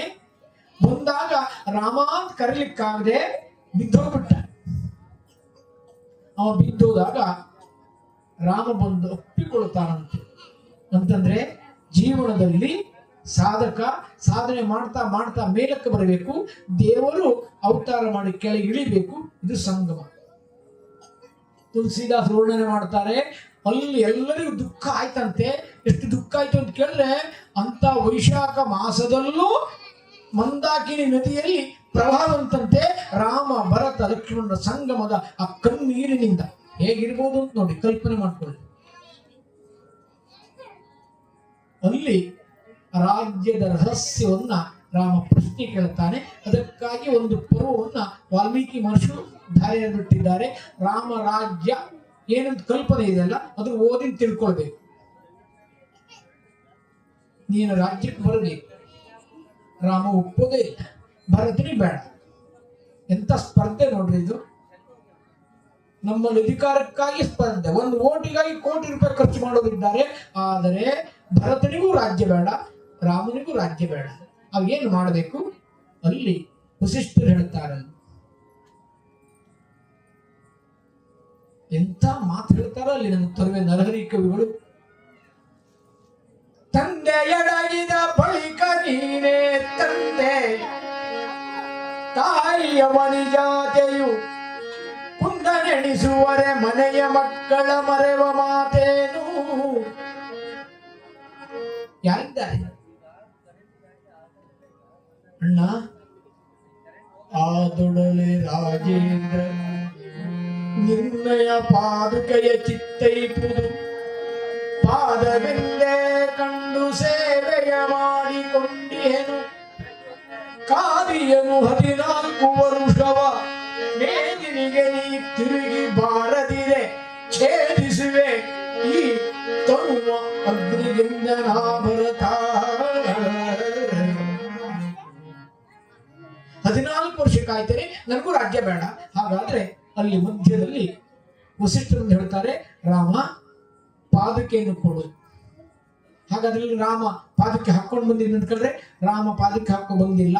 ಶಾಸ್ತ್ರದ ಪ್ರಕಾರ, ವೈದಿಕ ಪದ್ಧತಿ ಪ್ರಕಾರ, ರಾಜ ಸೂಕ್ತ ಪ್ರಕಾರ ಒಬ್ಬ ಪಟ್ಟಾಭಿಷೇಕ ಆಗ್ತಾನೆ ಅಂತಾದ್ರೆ ಆ ಪಾದ ಮೌಳಿ ಪರ್ಯಂತರವಾಗಿ ಅವನಿಗೆ ಸಮರ್ಪಣೆ ಮಾಡಬೇಕು ಅಂತಿದೆ. ಪಾದದಿಂದ ಹಿಡಿದು ನೆತ್ತಿಯ ಮುಕುಟದವರೆಗೂ ಕೂಡ ಶೃಂಗಾರ ಮಾಡ್ಕೊಂಡು ಬರಬೇಕು ಅಂತ ಶಾಸ್ತ್ರ ಉಂಟು. ಭರತ ಬರುವಾಗಲೇ ಬಂಗಾರದ ಪಲ್ಲಕ್ಕಿಯಲ್ಲಿ ಆ ಪಾದಕೆಯನ್ನು ಹೊತ್ಕೊಂಡು ಬಂದಿದ್ದ. ಅದನ್ನು ರಾಮನ ಪಾದದಲ್ಲಿಟ್ಟು ಹೇಳ್ತಾನೆ. ಆ ಪಾದವನ್ನ ಭರತನಿಗೆ ನ್ಯಾಸವಾಗಿ ಕೊಡುತ್ತಾನೆ. ಇಲ್ಲಿ ಭರತ ರಾಮನ ಪ್ರತಿನಿಧಿ ಅಲ್ಲ, ಅದು ಸರಿ ತಿಳ್ಕೊಳ್ಬೇಕು. ರಾಮನ ಪ್ರತಿನಿಧಿ ಅಂತಾದ್ರೆ ಅವ ರಾಜನಾಗಬೇಕಾಗಿತ್ತು. ರಾಮನ ಪ್ರತಿನಿಧಿ ಅಲ್ಲ, ರಾಮನ ಸೇವಕ. ಆ ಪಾದುಕೆಯನ್ನ ತಲೆ ಮೇಲೆ ಹೊತ್ಕೊಂಡು ಬರ್ತಾನೆ. ಪಾದುಕೆ ಗಾಯಿತು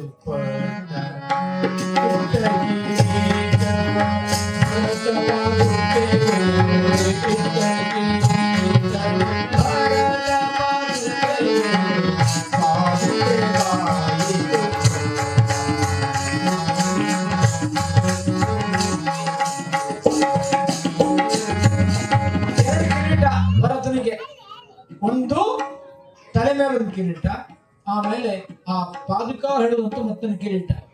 ಶ್ರೀವೈಷ್ಣವ ಮತದಲ್ಲಿ ಈ ಪಾದುಕಾ ಒಂದು ಸ್ತುತಿ ಅಂತಿದೆ, ಅದು ಅದ್ಭುತವಾಗಿದೆ. ಹೇಳಬೇಕು ಅಂದ್ರೆ ಸಮಯ ಇಲ್ಲೂ ಅಲ್ಲ. ಎಲ್ಲರಿಗೂ ವಾಚ್ ನೋಡ್ತಾ ಇದ್ದಾರೆ. ಜೀವನದಲ್ಲಿ ನಾವು ವಾಚ್ಮೆನ್ ಆಗ್ಬೇಕು. Watch your mind, watch your speech, watch your breathing, watch your writing, watch your sleeping. ನಾವು ವಾಚ್ಮೆನ್ ಆಗಿರ್ಬೇಕು. ಆವಾಗ ಸರಿಯಾಗಿದ್ರೆ ವಾಹ್ ವಾಹ್ ಅಂತ ಹೇಳ್ತಾರೆ. ಬರೀ ನಾವು ವಾಚ್ ಕಟ್ಟು ಮನುಷ್ಯರಾಗಿದ್ದೇವೆ. ಆ ವಾಚ್ಮೆನ್ ಆಗ್ಬೇಕು ಅಂತ ಆದ್ರೆ ಕರ್ಮವನ್ನ ಯೋಗ ಮಾರ್ಗದಲ್ಲಿ ಮಾಡಬೇಕು. 14 ವರ್ಷ ಆಗಿದೆ. ಅಯೋಧ್ಯೆಗೆ ರಾಮ ಮರಳಿದ್ದಾನೆ. ಭರತ ಆ ಪಾದುಕೆಯನ್ನ ಸಮರ್ಪಣೆ ಮಾಡ್ತಾನೆ ರಾಮನಿಗೆ. ರಾಮ ಕೇಳಿದ, ಭರತ ನಿನ್ನ ರಾಜ್ಯ ಹೇಗಿದೆ? ನಿನ್ನ ರಾಜ್ಯ ನಂದು, ರಾಜ್ಯ ನಿಂತು. ರಾಮ ರಾಜ್ಯ ಆಡಳಿತ ಮಾಡಲೇ ಇಲ್ಲ, ಆದ್ರೂ ಅವ ಮಾಡಿದವ. ಭರತ ಮಾಡಿಯೂ ಮಾಡದವ. ನೋಡಿ, ಅದನ್ನೇ ಜ್ಞಾನಿಗಳು ಹೇಳಿದ್ದು, ಮಾಡು ಕರ್ಮದ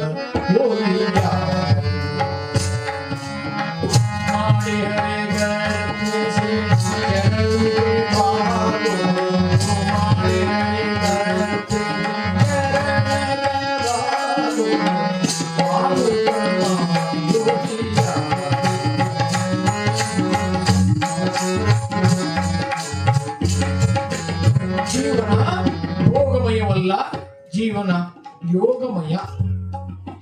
ಆ ಯೋಗಮಯಲ್ಲಿದ್ದಾಗ ನಮಗೇನು ವೇದನೆ ಬರುವುದೇ ಇಲ್ಲ. ಇದು ಕಥೆ ಅಲ್ಲ, ಈಗಿನ ವಾಸ್ತವ.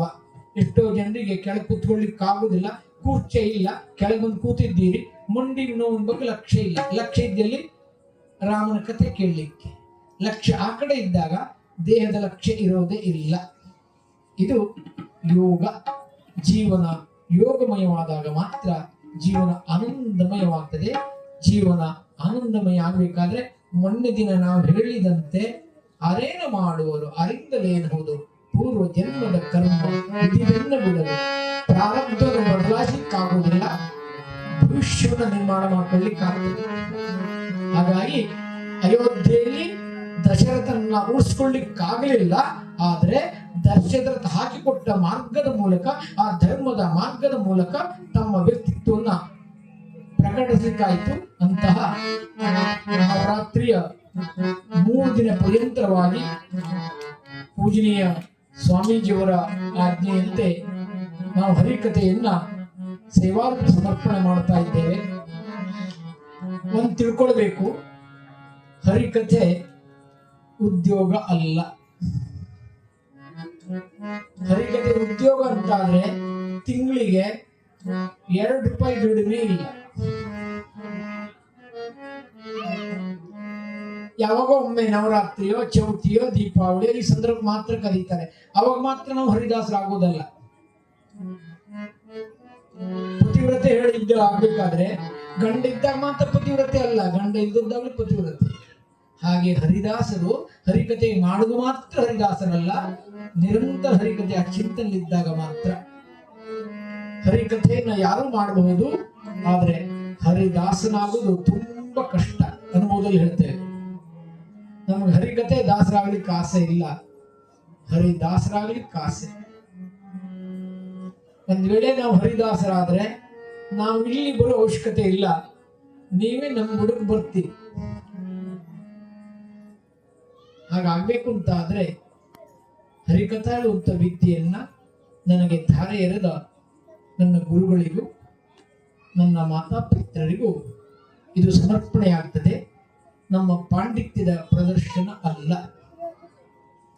ಹಾರ್ಮೋನಿಯಂ ಬಾರಿಸುವ ಶಿವರಾಮ್ ಭಾಗವತ್ ಬರೀ ಹಾರ್ಮೋನಿಯಂ ಅಲ್ಲ, ಏನ್ ಬೇಕಾದ್ರೂ ಬಾರಿಸ್ತಾರೆ. ಏನೆಲ್ಲ ಬಾರಿಸುವುದಲ್ಲ, ಏನ್ ಬೇಕಾದ್ರೂ ಮನೆ ಲೋಟಗಳು ಇದ್ದು ಕೂಡ ಅಲ್ಲಿ ಸಂಗೀತ ನಾದ ಹೊರಡಿಸ್ತಾರೆ. ಫೇಸ್ಬುಕ್ ಅಲ್ಲಿ ಬೇಕಾದ್ರೆ ನೀವು ನೋಡಬಹುದು. ಅದೇ ರೀತಿ ಉಮೇಶ್ ಪಾಟೀಲ್, ರಘುನಾಥ್ ನಾಗೋಡ್ರು ಶಿಷ್ಯರು, ಬಹಳ ಉಮೇದಿ, ಕಂಟ್ರೋಲ್ ಮಾಡ್ಕೊಳ್ಳೋದು ಕಷ್ಟ. ಕುದುರೆಗೆ ಯೌವನ ಬಂದು ನಿಂತ್ಕೊಳ್ತದೆ, ಹೋಗ್ತದೆ, ಹಾಗೆ ಅವ್ರು ಇಟ್ಕೊಳ್ಳೋದ್ರು ಅಷ್ಟು ಕಷ್ಟ. ಆದ್ರೂ ಕೂಡ ನಮ್ಮ ಜೊತೆ ಹೊಂದ್ಕೊಂಡು ಬಂದಿದ್ದಾರೆ. ಅಧ್ಯಾತ್ಮ ಅಂದ್ರೆ ಇದು. ಅವರಿಬ್ರು ದೊಡ್ಡ ಪಂಡಿತರು, ನಾನು ಕಡಿಮೆ ಅಲ್ಲ. ಹಾಗೆ ನಮ್ಮ ಸಂಘರ್ಷ ಇಲ್ಲ, ಸಾಮರಸ್ಯ. ಮನಸ್ಸು, ಇಂದ್ರಿಯ, ಬುದ್ಧಿ ಸಾಮರಸ್ಯ ಇದ್ದಾಗ ಮಾತ್ರ ಆನಂದ ಇದೆ. ಹಾಗೇನಾದ್ರೂ ನಿಮಗೆ ಆನಂದ ಆಗಿದೆ ಅಂತ ಆದ್ರೆ ಇದು ಸಾಮರಸ್ಯವೇ ಮುಖ್ಯ. ಆ ಸಾಮರಸ್ಯಕ್ಕೆ ಕಾರಣೀಭೂತರಾದ ಪರಮ ಪೂಜನೀಯ ಸ್ವಾಮೀಜಿಯವರು, ಅವರ ಆಶೀರ್ವಾದದಿಂದ ಇದೆಲ್ಲ ನಡೀತಾ ಇದೆ. ರಾಮಕೃಷ್ಣ ಪರಮಹಂಸರ ದಿವ್ಯ ಪರಂಪರೆ ಇವತ್ತಿಗೂ ಇದೆ. ಪ್ರಯತ್ನ ಮಾಡಿದರೆ ನಾವು ರಾಮಕೃಷ್ಣ ವಿವೇಕಾನಂದರನ್ನ ದರ್ಶನ ಮಾಡ್ಲಿಕ್ಕಾಗ್ತದೆ. ಆಗ್ಬೇಕಾದ್ರೆ ನಮಗೆ ಆ ಸಂಸ್ಕಾರ ಬೇಕು. ಆ ಸಂಸ್ಕಾರವೇ ಈ ಹರಿಕಥಾ ನವರಾತ್ರಿಯ 9 ದಿವಸದ ಈ ಭಾಗ್ಯದಲ್ಲಿ ನಮಗೆ ಸಿಕ್ಕ 3 ದಿವಸದ ಭಾಗ್ಯವನ್ನ ನಿಮ್ಮೆಲ್ಲ ಅಂತರ್ಯಾಮಿಯಾದ ಆ ರಾಮಕೃಷ್ಣರಿಗೆ ಸಮರ್ಪಣೆ ಮಾಡುತ್ತಾ, ಹೇ ಎಂಜಿದಾನ ದೇವ ದೇವ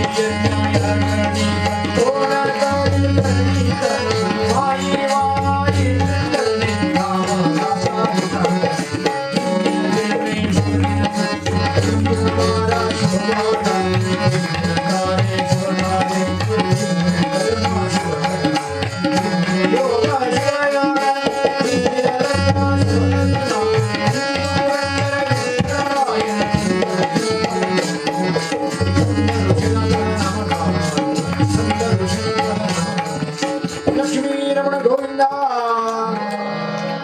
प्रभु श्री रामचंद्र की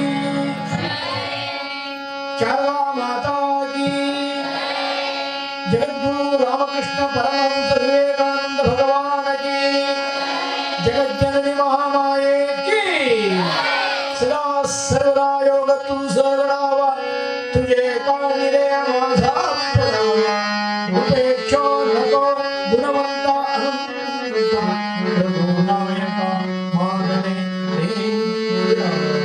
जय जय गुरुदेव दत्त रघुवीर समर्थ कृष्णार्पण नारायण नारायण नारायण. ಇಲ್ಲಿವರೆಗೂ 2 ಗಂಟೆಗಿಂತ ಹೆಚ್ಚು ಸಮಯ ಆಯಿತು.